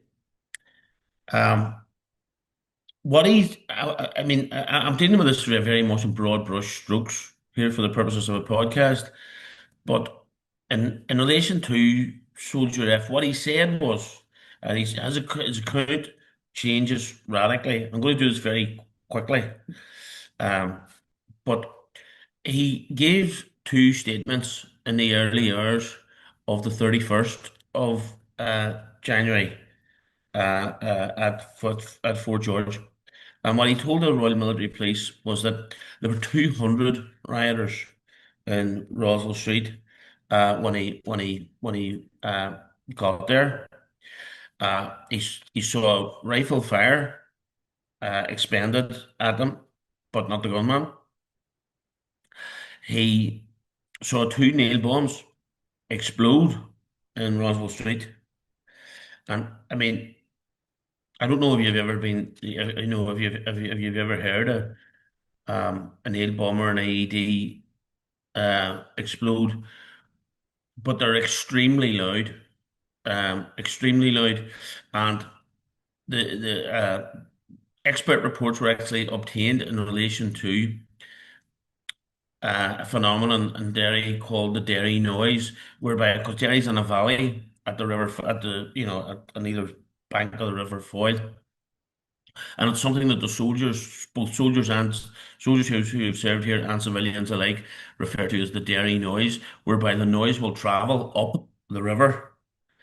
And I mean, a bomb exploding in Roswell Street, even like a 1 pound type device, like a nail bomb with a stick of gelignite or Gelimex or Frangex or gelatine or Quarex or any of those types of explosives which were used at the time with nails taped around it. People in Craigan would think that the bomb the small bomb had went off because of the river and the way in which the sound travels up the foil. Um, but nothing like that was picked up on any of the audio that was recording any of by any of the film crews or Susan North or anything like that. So he says 200 riders he saw. There were in fact a group of about 30. And two nail bombs he saw explode. He doesn't say he fired a shot in Roswell Street in his first statement. He then sees riflemen leave the rubble barricade and exit towards the uh, gable wall of Glenfarre Park North. And he says that when he and G pursue them into pursue them into Glenfarre Park North, he sees um, uh, he sees at a window in the flats, on the second floor, a gunman, and he fires three aim shots at a sniper. He then, once he's inside Glenfarre Park, he sees a nail bomber in the process of throwing a nail bomb, which, although fizzing, does not explode, and he fires two aim shots at him. He then arrests his prisoners. He goes back to Roswell Street, and he fires eight aim shots at various gunmen in the Roswell flats. Now, what he says then on the 19th of February is radically different to what um, he initially has told the Royal Military Police. And by this stage, he has the benefit of a colonel called Colonel Colin Overbury of Army Legal Services, who's brought over to uh, represent them effectively in his statement. with, but you see, this statement isn't being made to the Royal Military Police. This this statement is being made to, but it's not. He's not cautioned or anything before it. But this statement is being made to a member of the Treasury Solicitors Department who were tasked with collecting the information for the Wizardry inquiry. What he says now is radically different to what he said less than 3 weeks before. He says when he arrives at the wall, he observes a number of people at the barricade. One of them was attempting to throw what looked like a nail bomb in his hand. It was fizzing. I have seen nail bombs before, and I am in no doubt that this was one. I fired one aim shot and he fell. The bomb did not explode. I don't know what happened to it. Then I saw the three men leave the rubble barricade. One was carrying the rifle, and they moved to the right to the direction of Glenfadda Park North. Now, pausing there, the reason why F says that he opened fire and shot a person dead, and he has a trajectory photograph which points exactly to where young Michael Kelly fell, and we know that from the from the photographs taken by Robert White. The reason why he does that is because 2 days previously to the 19th of February, on the 17th of February, at the Forensic Science Laboratory in Fasani, Carrickfergus, there's a startling finding made where because two of the deceased had um, bullet heads removed from their bodies because of the power. You remember I mentioned to you earlier about General Ford looking to rebarrel some of these SLR rifles to make them into capable of firing 2-2 ammunition to shoot the rider, but not the rider behind. In all the other cases, we're talking about through and through wounds, of the deceased and the wounded, exits, exit wounds, as well as obviously the entry, the entry wound, such as the power of the SLR, and the round that it discharges. Now, the reason for that startling difference, is because F's bullet is found in Michael Kelly's spine, and Michael Kelly has not been accounted for in any of the accounts from the Paris. And this is where it all starts to unravel. Um, Michael Kelly, there's no doubt that he's shot where he's shot because he's photographed before and after he's shot, like seconds. There also isn't any doubt that he's unarmed, and there was nobody else shot there. So we can't be talking about a mistaken identity either. Now, he then goes into Glenfarra Park, but jettisoned is the story about the gunman who he aims the three aim shots at. He now goes into Glenfarra Park North, and he fires two shots at a nail bomber. He then asks G to cover him as he hears pistol shots in the direction of the Roswell Flats. Now, he's never heard pistol shots coming in the direction of the Roswell Flats in his previous accounts. So, so he goes to where the prisoners are that he's soon going to arrest, and he's soon going to arrest, in particular, a man called Father Terence O'Keefe, who I touched upon earlier. Well, he says he observes a pistol man just south of the Roswell Flats, and he gets down on one knee, and he fires two aim shots at him. But even that does not cover all of the casualties that are south of the Roswell Flats, because we know and they are photographed because thankfully, and this is the difference between Derry and Ballymurphy and Spring Hill and most of these other places, it was that the world's media were there and they were able to photograph these things in real time. Barry McGuigan sustains the horrific head injury when F shoots him in the back of the head, and he's going to Patrick Doherty's aid because he's saying he doesn't want to die on his own. But in addition to those two individuals, we also have McGowan and Campbell haven't been arrested. Sorry, haven't been shot and seriously wounded there. He then takes his prisoners, take, escorts them. He says escorts them. The prisoners have a different account of how they were moved from Glenfather Park north up to Roswell Street and to William Street, where they were beaten into 4-ton Bedford soft-skinned lorries. But he then says that he fires 3 rounds at the Roswell Flats at a gun where he sees a gunman.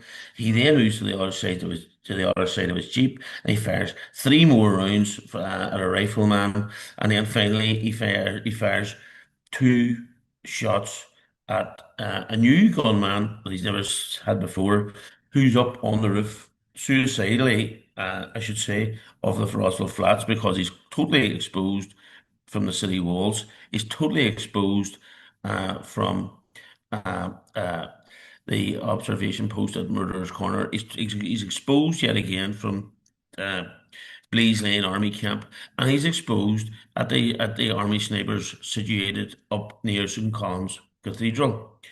But being the fact that this is probably his first day in Derry, he may not know all that. Um, Now, Colonel Overbury is with him when he makes this statement, and he realizes that this does not marry up handsomely at all with the statements that were made um, back on the 31st of January in the early hours. And his reasons for that are as follows. He says, I'm for the differences are as follows. I made 2 statements on the 31st of January 1972 regarding the events of the 30th of January 1972. These statements were taken in the early hours of the morning. And furthermore, this was my first operation in this area. Having seen aerial photographs of the area, I now realise that some of the positions I gave in these statements were not accurate. I am now satisfied that I have a clear understanding of the positions I took up that afternoon. I also made a statement in which I said I was reasonably sure I'd shot a person whose photograph was shown to me called Donaghy. I stated that I shot this person at Glenfather Park. Having seen further photographs of Donaghy, I still feel I'm reasonably satisfied this is the person I shot because he bears a close resemblance. But of course, he didn't shoot Jared Donaghy. His best mate, Private G, shot Jared Donaghy. And just as the 17th of February was a pretty significant and unpleasant date for Soldier F, it was almost in all fours with the type of day that Soldier G was going to have vis-a-vis the evidence that he was going to put forward to Lord Ridgway's tribunal. Now, all of these alarming issues do not give rise to any police investigation, to any Royal Military Police investigation, and and when I went through those cases earlier, and when I was setting out just how high a level of uh, uh, impunity that the soldiers knew that they enjoyed. Hopefully, you're starting to get a flavour of that. Soldier G's bullet was found almost in an almost identical wound to Michael Kelly's, and his round is also found in the spine, just as Michael Kelly's was found in his spine. but Jared Donaghy's spine had Soldier G's um, rifle. Sorry, bullet was forensically traced to his rifle. Um, bad enough as this is for Soldier G. These two individuals aren't even shot in Glenfarre Park. Soldier Soldier G shoots these two people in Abbey Park after he goes through the entry at the bottom of Glenfarre Park.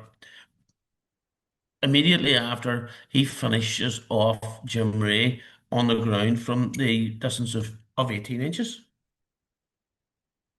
So those are the accounts. Now Soldier G is dead, and Soldier G was dead in 19 or in 2020 sorry 2002, for example, when Soldier F was last giving his oral evidence to the Savile inquiry.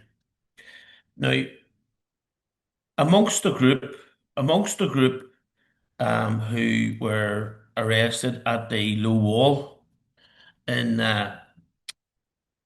Glenfarre Park North was the priest Terence O'Keefe.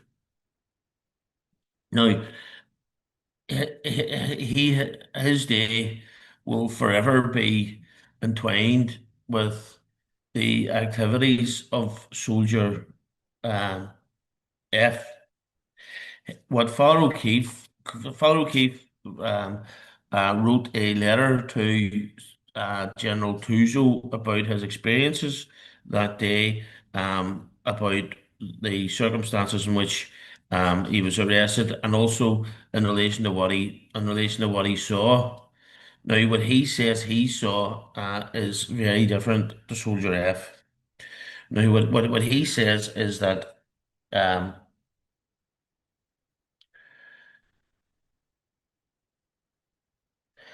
this is as he's at that gable end. I heard the shots immediately after they adopted their firing positions. He's talking about the Paris at the low wall. He says one young man at the barrier fell, holding his stomach, and four fellows that were standing where I was uh, at Glenfarre Park gable ran out and quickly um, grabbed his body and brought it back to the gable end. That's Michael Kelly that he's speaking of.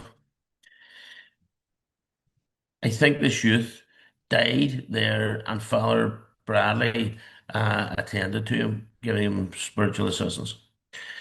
I looked round at the barricade, and now there were three bodies lying behind it. They were face downwards, and one older man had fallen on top of the bodies. Those three bodies were lying very still. The older man, he was still alive, and he was saying one of the bodies was his son. And he was putting his hand in the air, and as he was signaling towards us, but we could not go out to him. He's obviously attesting to Alex Nash, who goes out to his son William, and John Young, um, Michael McDade, and William are effectively lying on top of each other, having all been shot by Corporal P, who was initially beside Soldier F. He says that he says that Soldier um, he says he talks about a young boy pulling himself along the ground and sparks striking the ground just in front of him and behind him. This is Kevin McElhinney as he's crawling to the door of the Roswell Flats. He twitched. He nevertheless managed to get inside the doorway. He died inside that doorway. He said, although we were too afraid to go out, we gave them spiritual absolution from the gable end. He says four young fellows tried to make a quick dash for it across the courtyard of Glenfarre Park. A crowd stopped one youth from going by holding on to him. This is the crowd where he was trying to prevent the youth from running across because it was just simply too dangerous. The other three fellows just fell at the courtyard, and there were more shots. All three of them fell. They fell forward, and they fell hard. There was one of them with his body halfway on and halfway off the pavement, which runs at the side of the masonettes. Again, I am certain these young fellows weren't carrying any arms, and they were uh, rounding in a direction which seemed to be to get away from the troops. When they fell, I heard the noise of shots, which appeared to be coming from Colmcille Court. That's the position north ahead of him. So the person who's halfway on and halfway off the pavement is clearly Jim Ray, and the other two boys are William McKinney and Joe Mahan. So it's a very different picture to what is depicted by Soldier F. Now, what Father O'Keefe depicts then is his treatment by Soldier F. Both priests are rifle butted. Both priests are punched, kicked, as are all the other civilians on their journey up to Bedford 4-ton lorries, and they are taken off to a military uh, base known as Fort George, and that's where the arrestees on Bloody Sunday are taken. About 50 people who are taken to Fort George. Now, what he talks about is um, he says he was he was kicked onto the Bedford Fort Hunter.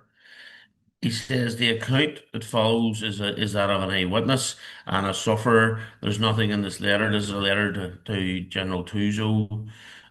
He says I personally witnessed all of this, and I should add that any injuries I received have been medically attested by the university doctor. Given this person is the Dean of Humanities and a university um, lecturer, he was not wearing his clerical garb on Bloody Sunday. But he says that he was placed against the wall of a masonette, having been struck several times in the process. I saw many people being savagely beaten by your troops for no apparent reason. I then was taken in a line of civilians to the foot of Roswell Street. I was forced to run with my hands on my head while soldiers who were beside us um, beat us for no apparent reason. We were rifle butted in a systematic way. Um, there were 29 people in the lorry, 28 males and one female. One soldier came to the foot of the lorry. He loaded a baton round and said, I want you first in half that space." So we were forced to kneel facing the front of the lorry. The woman present was told to be quiet by one soldier waving a baton at her. He spoke to her in the following terms: "If you don't shut your fucking mouth, you'll be eating soft food for a fucking month." He says that when we arrived at Strand Road, I, along with the others, was kicked from the lorry and forced to run between two lines of paratroopers wielding batons, hoses, and rifles. Each soldier struck a blow at me as I ran to the door, and most of these blows connected. We were then forced to stand for several hours in a search position against the walls. Anyone who shifted position was threatened and at times beaten. We were told to put our hands on barbed wire and then to hold our hands behind our heads or to stand in a search position and in an unnatural position against the wall for long periods of time. At around 8 p.m., a senior officer from the regiment in charge of us, who was the Coldstream Guards, ordered chairs and electric heaters to be brought into the room. It had been excessively cold during this whole period. At about 9 p.m., soldiers from the parachute regiment returned, and each soldier selected 3 or 4 persons for the purposes of identifying them as stone throwers. I myself saw a young boy of about 13 years of age and a badly injured middle-aged man were not selected by anyone. We remained on the chairs while the paratroopers lined their prisoners against the wall to await photographic photographs, interviews and to speak to the RUC. It was during this period that I witnessed conduct that was both sickeningly brutal and a disgrace to any uniform. Assaults were committed in a sadistic manner on a number of panic-stricken youths aged from about 15 to 19 years old. These assaults continued over a period of 1 to 2 hours. They consisted of deliberate and systematic provocation of the prisoners by the paratroopers by verbal means and by physical assaults such as stamping on their feet, kicking their shins, kneeing them on their thighs or in the groin, severe hair pulling, striking with fists in the body, stomach, and groin, etc. Such actions occurred continuously over this period. Two more serious examples of physical assaults took place. One youth at the age of about 16 or 17 was struck on the groin and the lower abdomen twice with such severity that he collapsed. On being kicked and hauled to the feet, he was unable to stand and he fell backwards and struck his head on the concrete floor. He was kicked to his feet again and he had to be placed against the wall in order to keep him upright.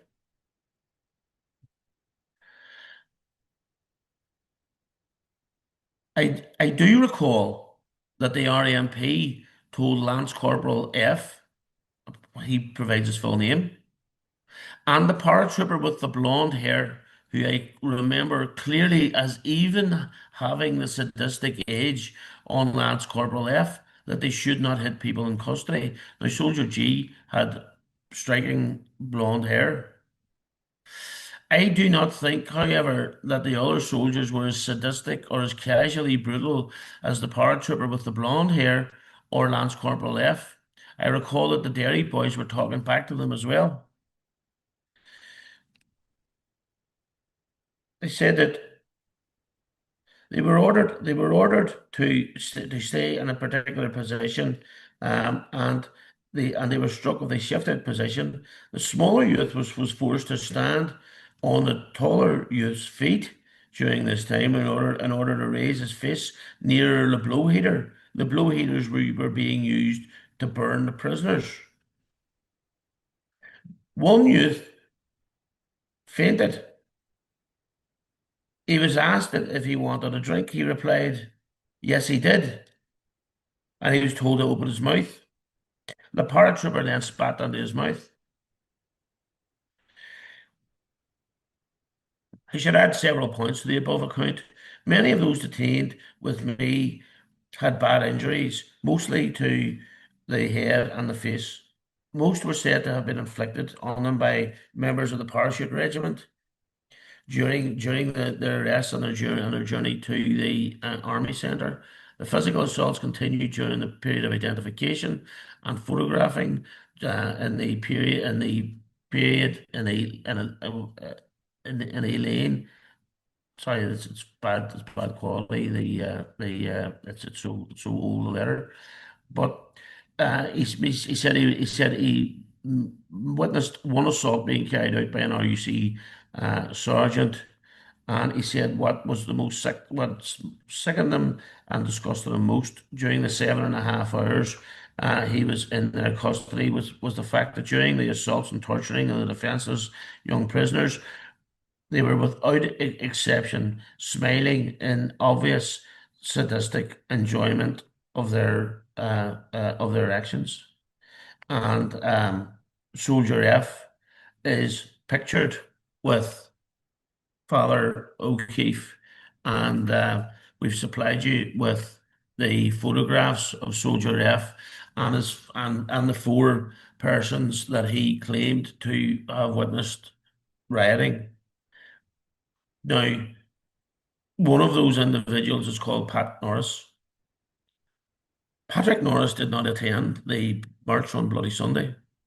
Patrick Norris was not even in Roswell Street, and Patrick Norris was not even arrested in Glenfather Park North with any of the other prisoners. Patrick Norris was a taxi driver, and he had been driving into the Bogside to pick up a fare when his vehicle was stopped in William Street. He said that he had no dealings at all with Soldier F until Soldier F picked him as one of the four that he was taking responsibility for, and and Soldier F made a statement alleging that he had been throwing stones in William Street. Another individual who was arrested was Mr. Joe McColgan. Mr. McColgan wasn't in the Bogside during the time of the shootings either. He was in fact working in Altnagelvin Hospital, and he had a clock out card to prove it that he was not he could not have been rioting at the time where the riots were the minor riots were taking place in in the area of Little James Street and William Street. He had only just come into the area of the Bogside when he was stopped by a paratrooper and told to get on to a soft skin vehicle. He thought he was just going to be screened, but he was picked out by a para, and all these people, I should say, were charged with riotous behaviour. You'll know that at that time, riotous behaviour carried a mandatory sentence of 6 months in custody. And I think it's instructive of the fact that this routine practice of making statements against sworn statements against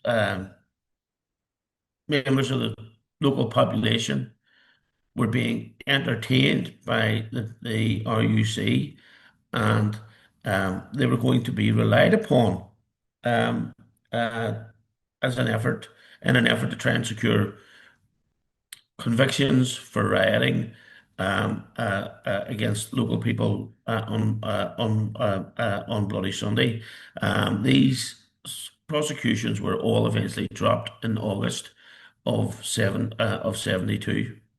Uh, and all charges against the people who were arrested were eventually pulled, as it were. Now, Soldier F will face no charge and faces no charge in relation to any of the beatings, the torture, the attempt to prevent the course of justice, uh, or any of that criminality in addition to the killings and attempted murders that he's also escaped justice for to date. Um, so I'd say that's a very broad brush, John, but hopefully it gives you a decent flavour of the evidence that was there. I think Well, it's important to say as well that the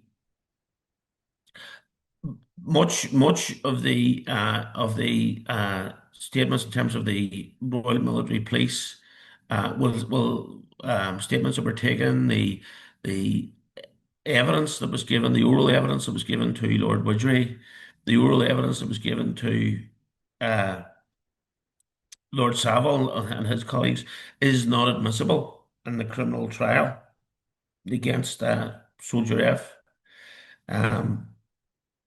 Now, when Soldier F gave his oral evidence at the Widgery inquiry, the initial statements, such as the Royal Military Police statement that I was able to that I read out to you there, or I summarised for you, in a couple of lines, really, all of that material was not, none of it was disclosed to the lawyers acting for the families or the wounded, who could have deployed that material to great effect when, for example, when cross-examining F in respect of the statement that he eventually gave to the Treasury Solicitors Department on the 19th of February.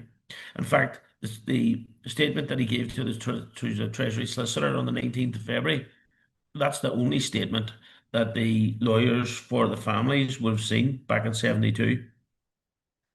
So when I said that the Widgery inquiry was a whitewash, it was not only a whitewash, it was it was procedurally unfair and substantively corrupt. Is how they is how we I think that was the words that we used when we characterized it in our closings to Lord Savile.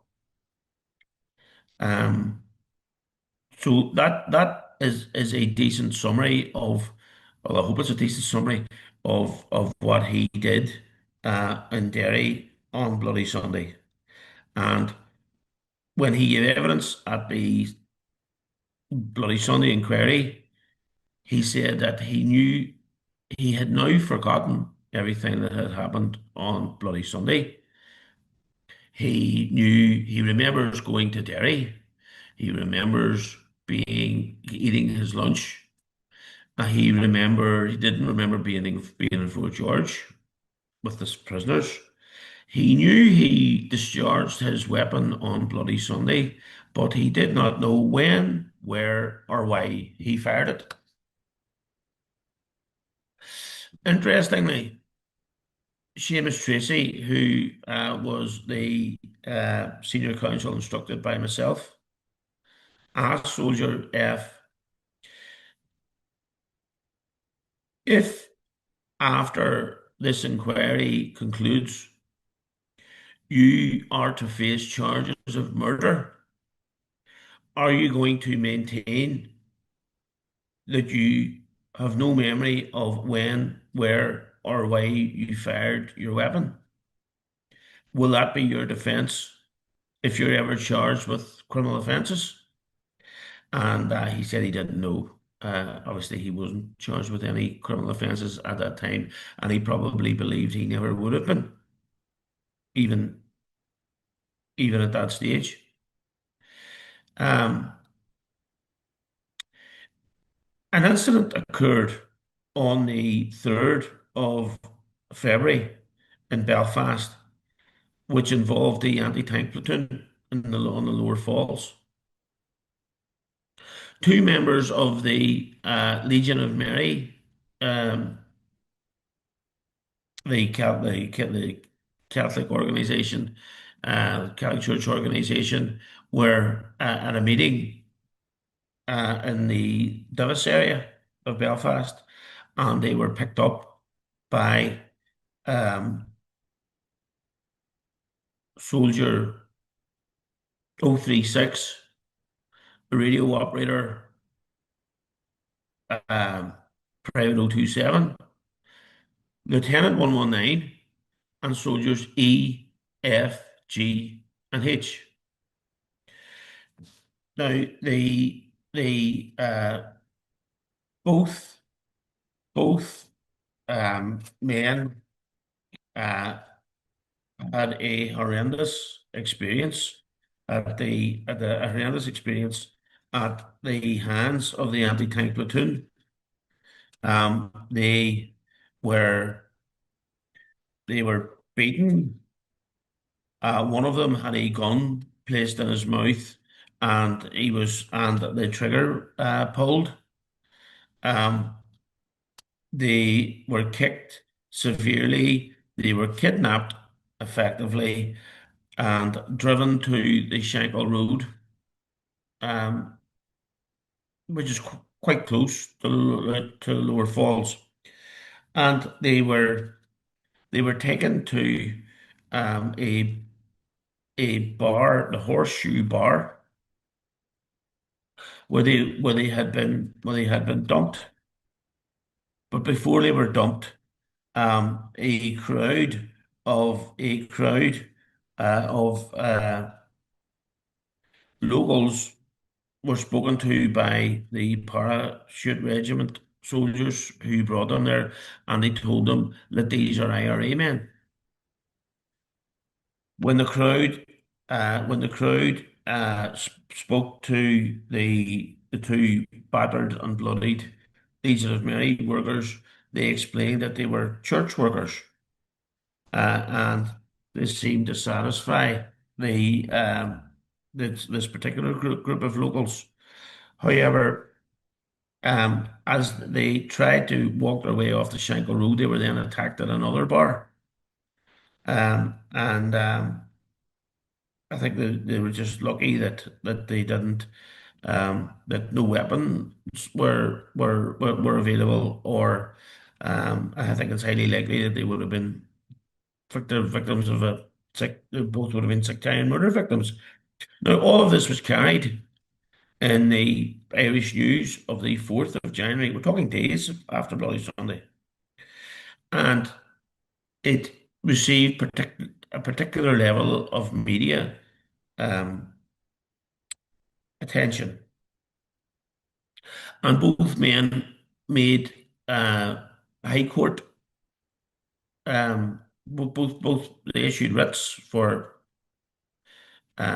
their false imprisonment and the assault that were carried out in relation to them.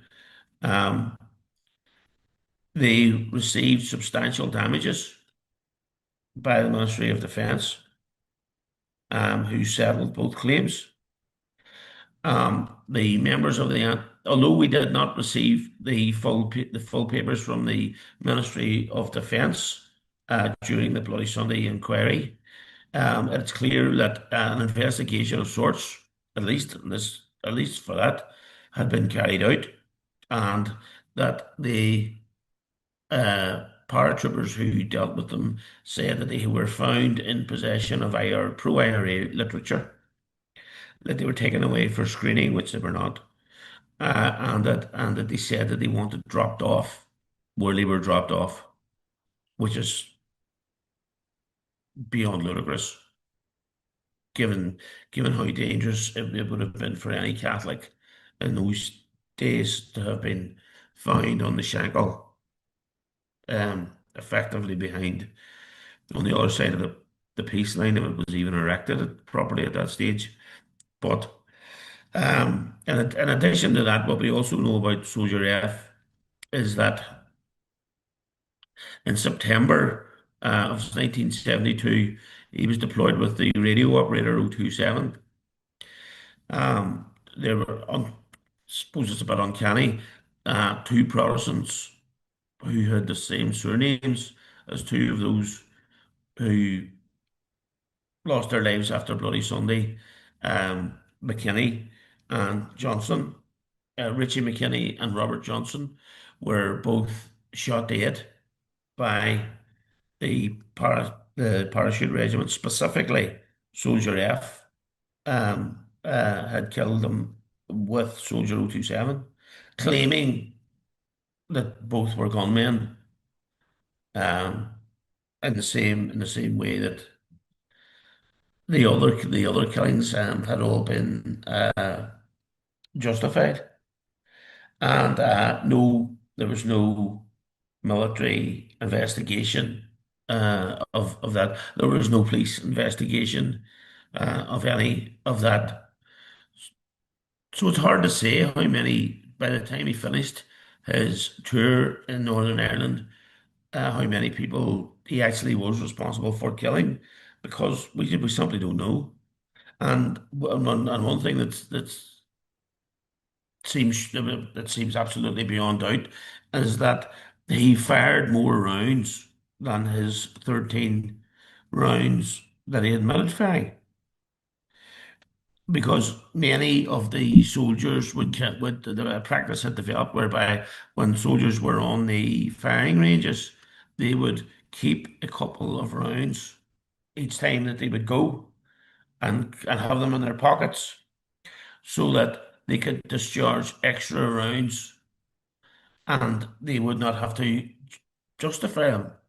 Not that they had to justify what they did very much as things were, but people would have been able to, for example, not even make a statement to the Royal Military Police because after the shooting had finished and people checked how many rounds they fired, well, that particular soldier would be sitting with his two magazines of 20 and his standard bandolier of 10 because each before deploying each soldier would bring 50 rounds as part of his kit.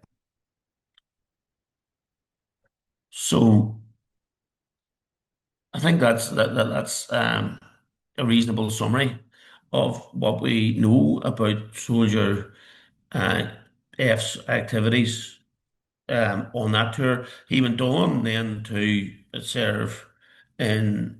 He was seconded then to um, specialist units within the British Army. None of this affected his career advancement or the trajectory of his promotion. He retired after like 22 years service um, at a warrant officer's second class, which is as high as one can go as a non-commissioned officer in the British Army.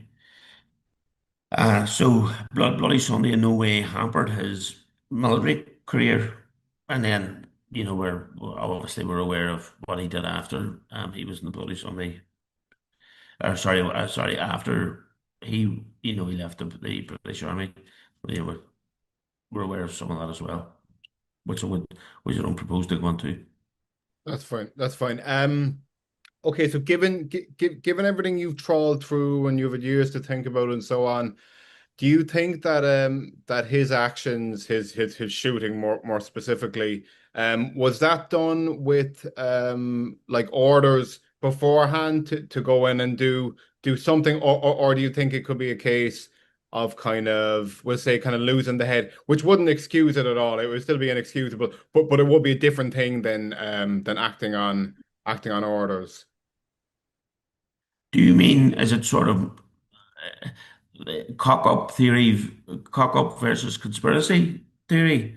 Um, Um, Maybe not cock up, but like in these situations with huge crowds and a lot going on, yeah, yeah, yeah. things can happen. Well, Again, wouldn't excuse it, but it would be different from acting from orders from your superiors.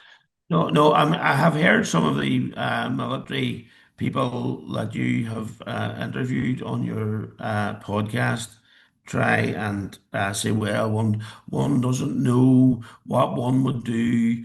We only have a split second in order to make that decision. I personally think it is nonsense. Lord Savile uh, was at pains in his conclusions, and we're talking about coming from a British law lord here, that none of these shots on Bloody Sunday, none of them were fired in fear or in a state of confusion. They were not being attacked. Um, I think it's most instructive that when when some soldiers were saying they were encountering the biggest paramilitary onslaught of the Troubles, if they were to be believed, if they were to be believed, but Sergeant K is putting his rifle back on safe after he takes his one shot at Kevin McElhinney as he's crawling to the door of the Roswell Flats. The the photographs and the footage bear testament to the fact that this is all one-way traffic. This is like shooting. It's like shooting fish in a barrel. On, I believe that there was a plan within a plan.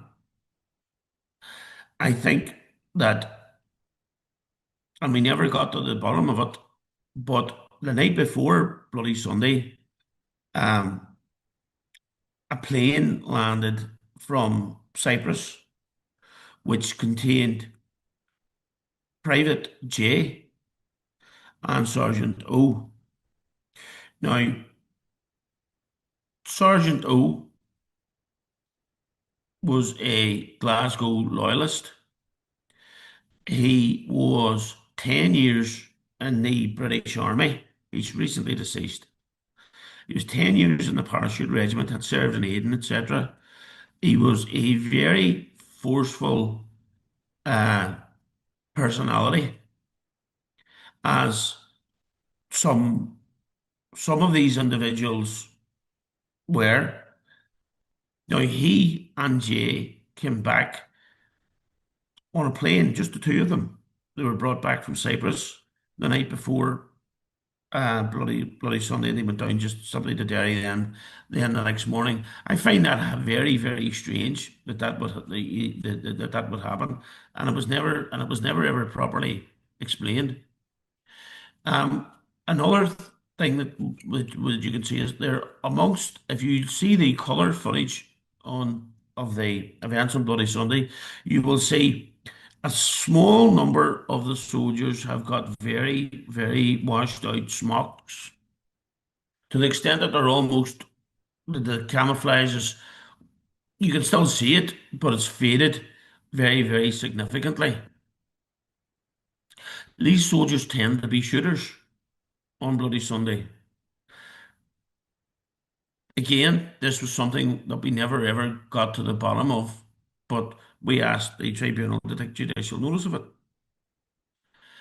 Um, I'm aware of I think it's by a book that you mentioned it to me before, in a conversation, I think the um, before today, when we were in contact.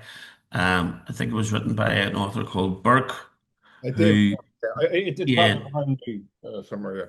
you have it there, you have it in the collection there. But he talks about Colonel Wilford going and speaking specifically, whilst in the Presbyterian Church, to soldier F and H. Now, I do not for a second believe that soldier H would have been party to a plan within a plan. Soldier H fired more admitted rounds on Bloody Sunday than any other paratrooper.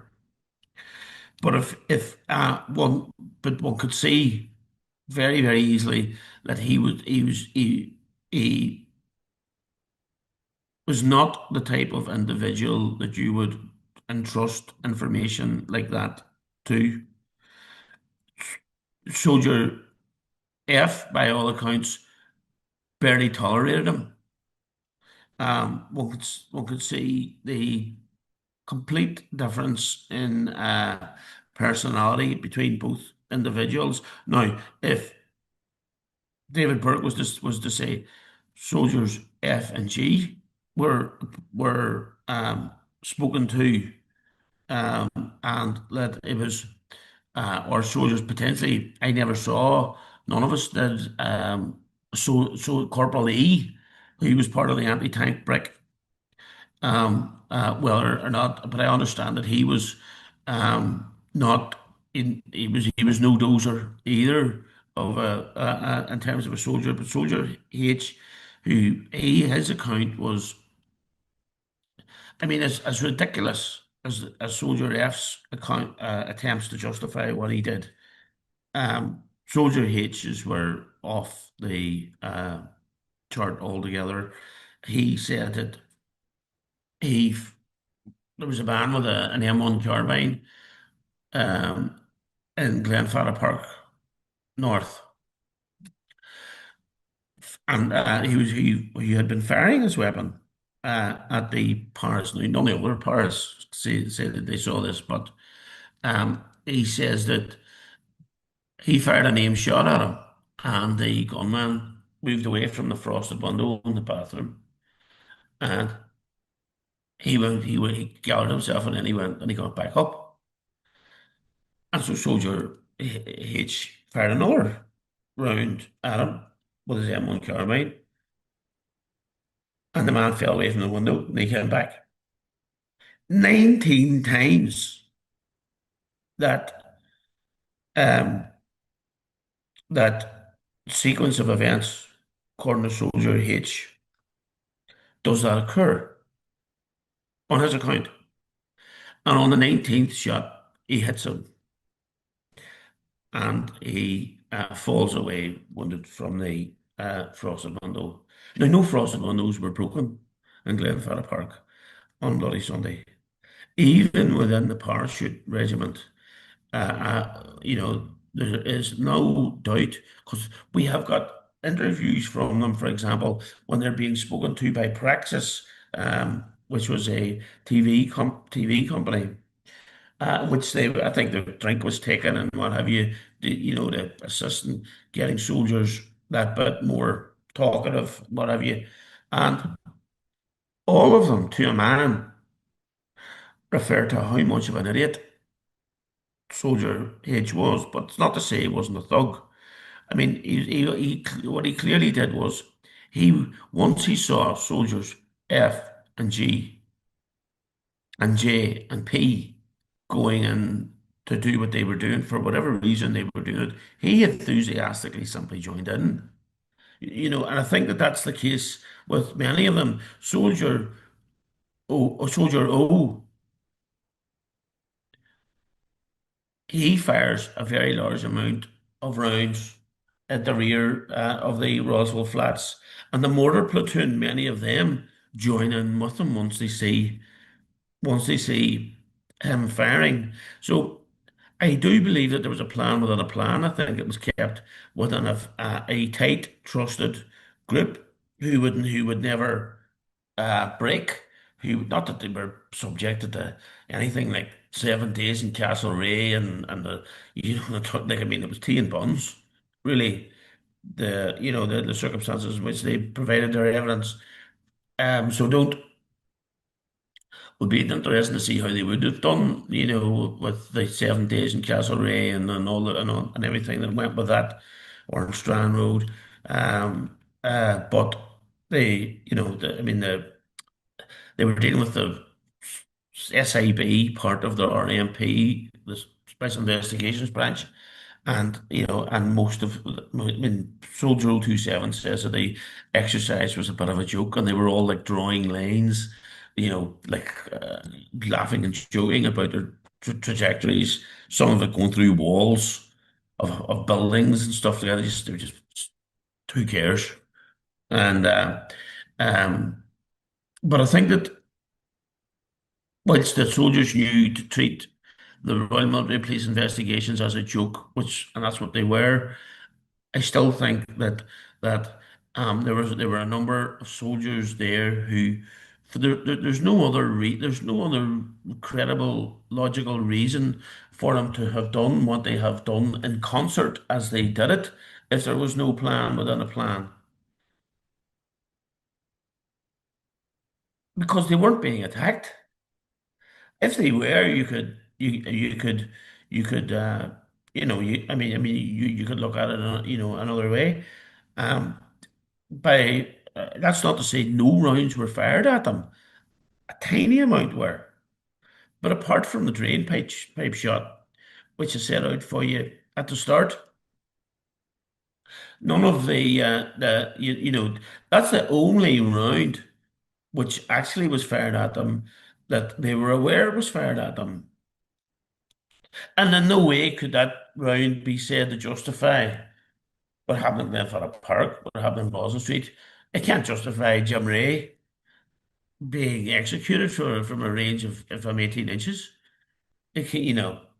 By Soldier G coming back in from Glenfarra Park, got another one about the ones that he got in Abbey Park. So I think that there's, and these things don't have to be written down either.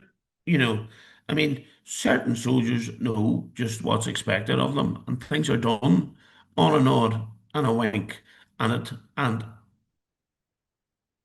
I think that these soldiers enjoyed it. Certainly, all the accounts of how they behaved afterwards talk about them being turbulent. The accounts that came from the morgue, uh, from the uh, from the civilians in Alton Calvin Hospital when they came over there, because three of the deceased, the three young boys who were shot dead at the rubble barricade, Nash, McDade, and Young, they were thrown in. They were thrown into the mortar platoon pig on top of each other. I mean, there's evidence that John Young was still alive and that the other two bodies may have smothered him.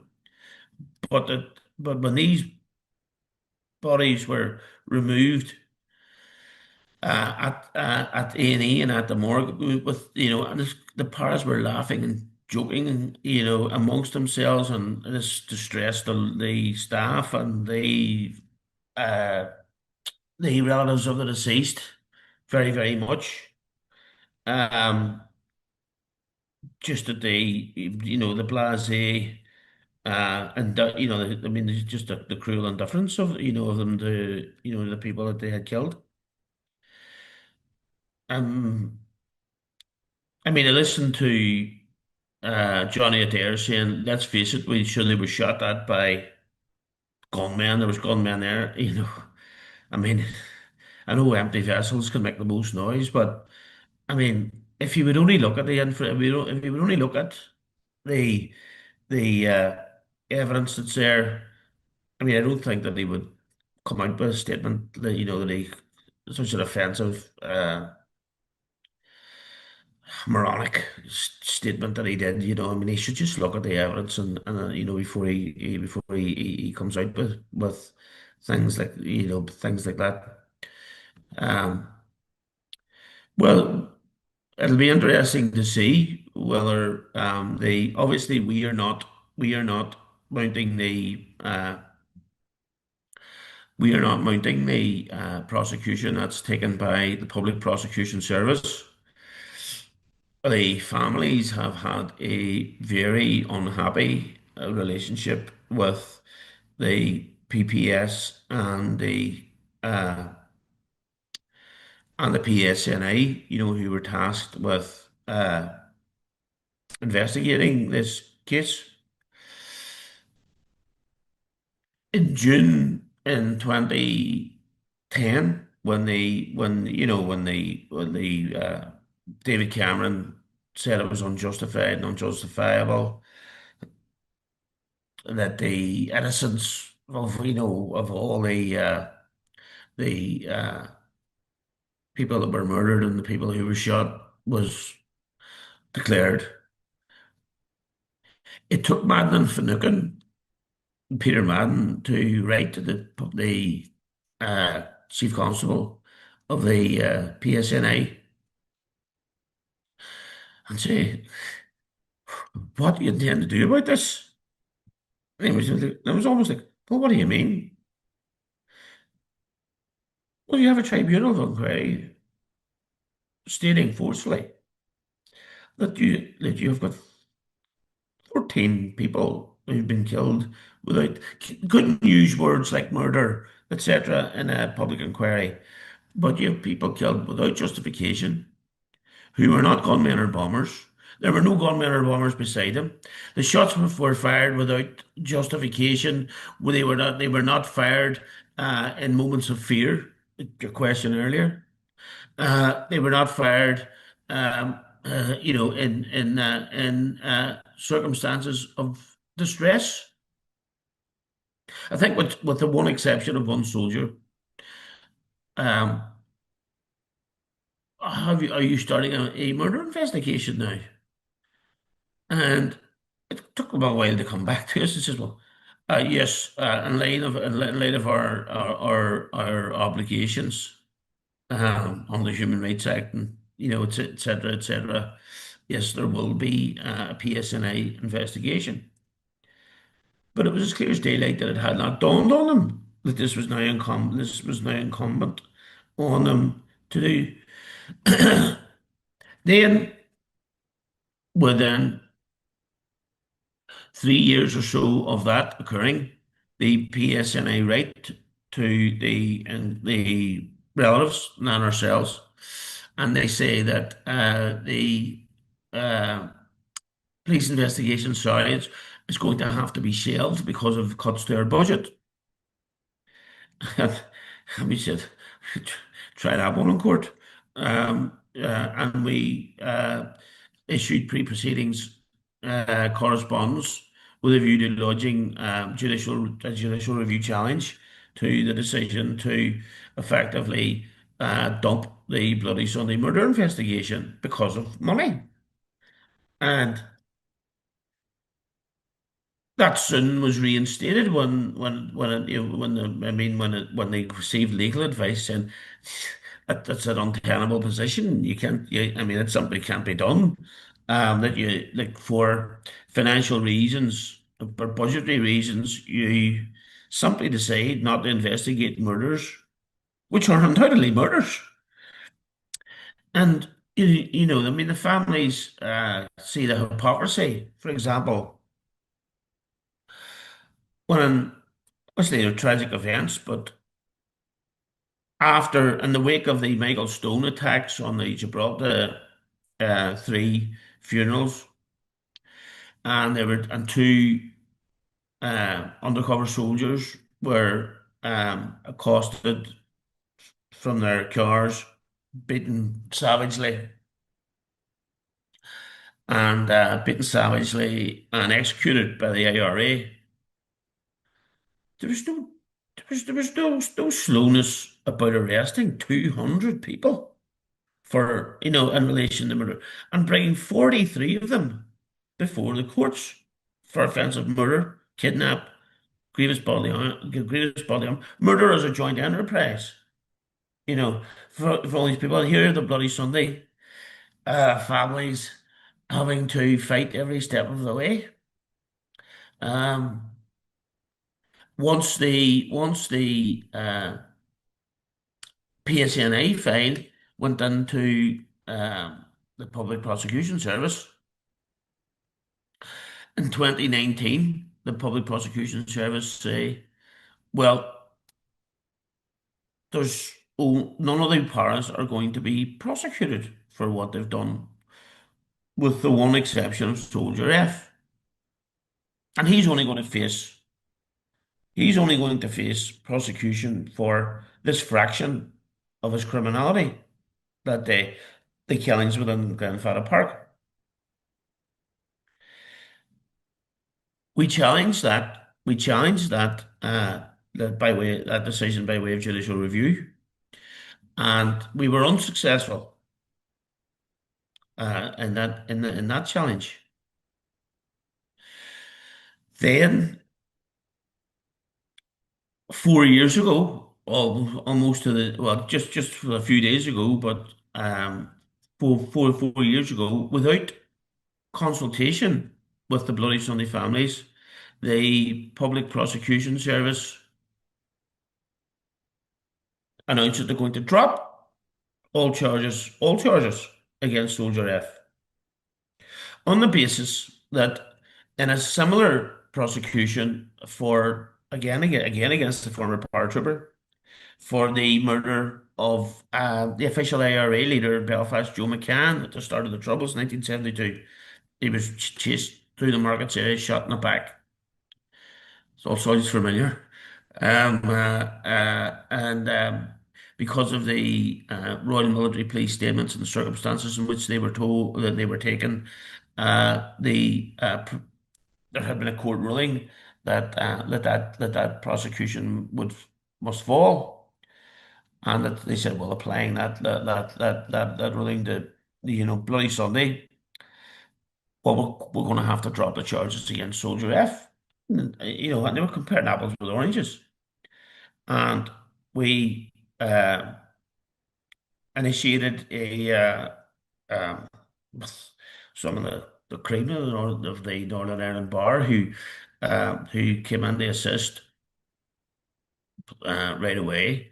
The families, a lot of these people who were during the Bloody Sunday inquiry were junior counsel, are now senior counsel and judges, and they're still doing this case like myself 20 odd years later. I mean, I look there at a letter that I wrote to the Garda Commissioner in 1999 seeking the IRA bug tape when I was ignored, and I'm looking at a letter that I wrote 26 years ago on behalf of these clients, and when I was a nipper, and uh, many of the barristers are now more grizzled and a few pounds heavier, but a lot more experienced, and the prosecution was reinstated. It's been 4 years to the day since Joe McKinney, Willie McKinney's brother, gave a speech in Derry's Guildhall saying that this case would be fought, that this was not the end of it, that Soldier F had not gotten off, and here we are, 2 months away from seeing him in court, On that charged with the murders. On that note, actually, okay, like obviously this happened in the early 70s. Soldier F he's gotten to live out most of his the vast majority of his life in freedom. Given that he's now an older man, certainly, what for you would be like justice served on this, given that the real justice would have been him spending his life behind bars, but now he's older. Yeah, tell me, do you think there's utility in locking up an old man, for rightfully so for murder? But yeah, what does justice look like in a case like this for you?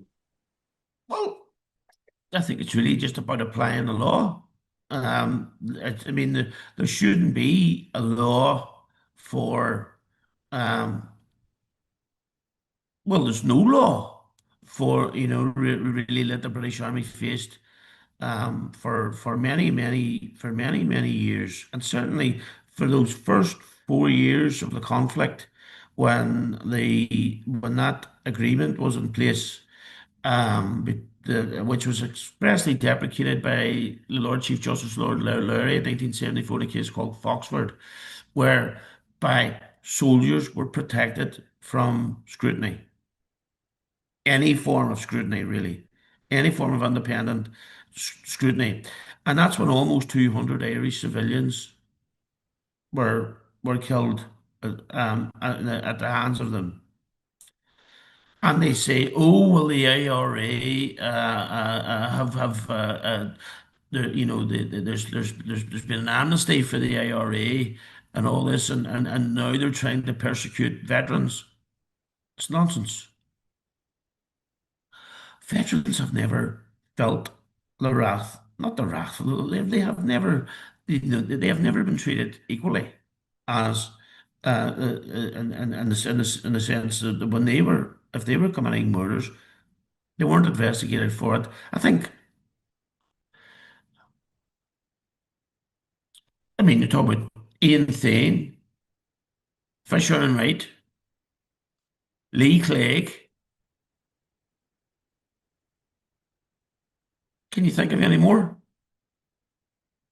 Soldiers who were prosecuted Um, for shooting Irish people who served, who ever served more than 4 years in custody. I can't. They, I mean, they have never faced equally the the penalties that are there under the law. There is no persecution of their veterans. I mean, war criminals were pursued into their 90s by by many governments around the world in relation to uh, I mean, you name it. Not people from the Nazi administration and the SS um, and Bosnia. One can point to many instances, but it's not up to me. It's up to the families, really, is what in terms of what justice they see as appropriate. But knowing them as I know them, I think that all the families would want to see is that they are pursued the same as ex-combatants from the troubles. I mean, only couple of months, well, about 6, 8 months ago, we seen Martin McCauley, a Republican from Lurgan, extradited in respect of the Kennego embankment bomb in 1982, which which set off the RUC on a 6-week murder spree in which they murdered five Republicans, members of the IRA and INLA, all of whom were unarmed, and a totally innocent civilian, another young boy, another young 17-year-old boy, and most of these victims were 17 years of age. They were children. Um, None of the RUC E4A officers are charged with the murders of Gervais McCare, Eugene Toman, Sean Burns, Roddy Carroll, you know, uh, James Grew, Michael Ty, but we see Martin McCauley being prosecuted the uh, for detonating the bomb, which a heavily armed RUC patrol were blown up, killed outright. Um, he's been extradited up. He's been bailed. Very heavy conditions. Now, if convicted, he stands to serve 2 years in custody. I mean, if the law now, as the law stands, the British Army did not qualify under the Northern Ireland Sentences Act um, for early release if they were to be convicted of criminal offences because they did not seek to be included in the Good Friday Agreement negotiations because that's really something in their view which was set up for terrorists. But now, when there's a prospect of a handful of their killers facing justice, it's like there's a mass panic at the thoughts of them going to jail. And even if they did go to jail, there's absolute if convicted of murder and he did go to jail. Well, I mean, there was an attempt under the Legacy Act to unlawfully end all prosecutions of all members of the British military. I mean, have you ever heard anything like it? Um, Quite rightfully, the courts have stepped at it and it's completely unlawful. I mean, did you ever think if we were going to say anything else? Um, but I mean, I have no doubt that the royal prerogative of mercy would be extended to Soldier F, and the families are in no doubt that if convicted, he certainly will not do a day more in jail than Martin McCauley, if convicted, will, or John Downey, who's being prosecuted now before the courts in relation to a 1973, I believe, explosion, 72 or 73, um, a landmine attack on a heavily armed British Army um, unit. What's what's the difference between Martin McCauley and John Downey and Soldier F? Especially when one considers the type of criminality, unrelenting criminality that he was involved in that tour, what he did in Derry that day, how it did not even knock him out of his stride, and they go and they kidnap two members of the Legion of Mary and put and torture them and they put them through what they and they dump them. I mean, how cowardly and vicious and twisted an act can you think of to leave people on the Shankill Road at that time and to say there they are, there are two members there ready for you, work away. So, Paulie. On that note, if it, fair enough if you wouldn't want to give any predictions, but let's just say you had to bet the house on what outcome is going to befall Sol's ref in his trial. What would you say? Let's just say the manner in which this case has been prosecuted, if it was to be compared to the way in which the family's case was put forward and defended by ourselves and by Peter Madden, in particular, Arthur Harvey, Seamus Tracy, Barry McDonald, Eilish McDermott, Michael Mansfield, and people like that who put their heart and soul into establishing the truth on Bloody Sunday and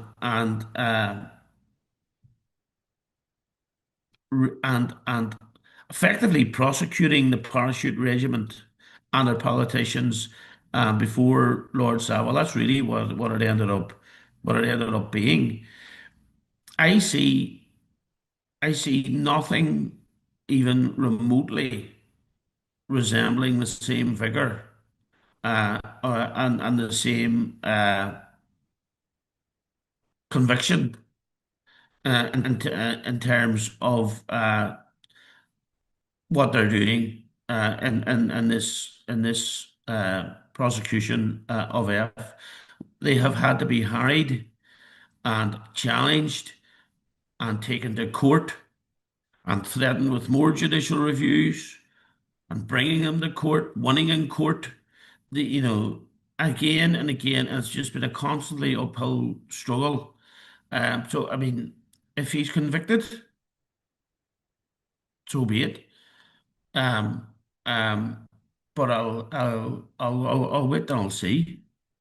I wouldn't be, certainly, it's, I'm hopeful, but by no means confident. Very good. Thank you now for everything. Amazing level of thoroughness and detail you went into for us. On that note, anything to leave us with before we wrap up? I think, um, we managed to get the IRA bug tape eventually back in 2000, 2001. A local editor of the Dairy Journal. I obviously had started writing for it to the Garda Síochána commissioner was ignored. The Republican movement then produced the original tape, God, wherever they got it, I don't know. But Eamon McDermott and I think possibly with one other person went down and met who they met and brought the tape up. And I would like your viewers to, and I know you're going to listen, are going to play the audio part of that recording for them. And I think that when you hear the soldiers, officers speaking about Yeah, about them pulling stiffs out of the Roswell. Oh, yeah, well that's good. No, I'm sorry, it's not. It's not. It's not fucking good. They've shot the wrong fucking people. And the paratroopers are still in Roswell Street. They have not left. They've not left. And then it says, uh, the one officer says to the officer, well, Ford was there, and Mount, Captain Mount. And said, oh, yeah, yeah, Ford was there, was he? And he said, yeah. He says, he was lapping it up. He says, he was lapping it up. He says, yeah, look at them, $24 million. This is how it should be done. That is gives a snapshot into the real attitude that was exhibited and shared and spoken about in normal terms as if that was a normal thing. The other person on the engaged in the conversation is saying, "Oh my God, are you serious?" He expressed no shock at all. What he's saying is, "Oh God, well Ford, he's down here. He's absolutely laughing it up. Oh, the Padre is a bit upset about all the ill treatment." Well, I'm sure he was, but I remember Eilish McDermott asking uh, Robert Ford, well, where were you, General Ford? Were you lapping it up? And it was very, very uncomfortable uh, experience for him, not for us. But I think if you listen to that, and if you look at the interviews with the soldiers and there was a This Week documentary taken where the paras were interviewed in the sergeant's mess, and they were all drinking pints and laughing about a job well done, etc. The week after Bloody Sunday, and the interviews with the paras the week after the Ballymurphy massacre. You know, that shows you exactly the attitude that was there. There was this arrogance towards other soldiers. There was a sense of they talk about we've been in the depot for 6 months, we're trained to be killers, and then they bring us over here and we have to try and act like Mr. Nice. And well, we finally everybody got to let off rounds. It was fucking great. You know, when you see that, and when you see the soldiers saying that from their own mouths, I mean, I think if we're going to look at the past, we'll have to look at what way people really believed and the attitudes that people really had, and the attitudes to life and to taking life that permeated right through the British Army, and start to be honest about it. You know, I think once that happens, we'll all move forward a lot easier.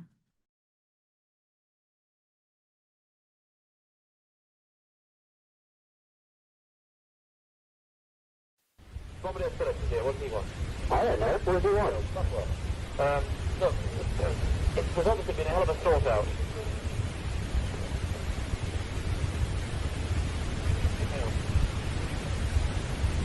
The whole thing's in chaos.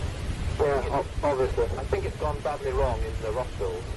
The doctor's just been up to the hospital and they're pulling the ships out there as fast as they can get them out. There's nothing wrong with that, Harry. Well, there is, because they're the wrong people.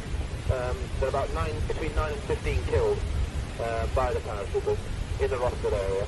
They're old women, children, fuck knows what, and they're still going up there. I mean, their pigs are just full of bodies. There's a 3 tonner up there with bodies. Yeah, it's alright. Tips all over the place. And Mount. Mount's involved, is it? Well, Mount was down there, yeah. Yeah. Well, but the Padre is a bit upset and he's going up to see the commander about all the ill treatment. General Ford? Yeah. He was laughing at that. Who was? Ford. Was he? Yeah. He was the best thing he's seen for a long time. Interesting, isn't it? Well done, last night. He said, look at them, 24 of them, nailed on.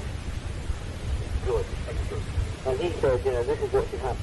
Yeah. He said, we're far too passive, and I'll tell you later. Yeah, okay. Bye-bye. Ciao.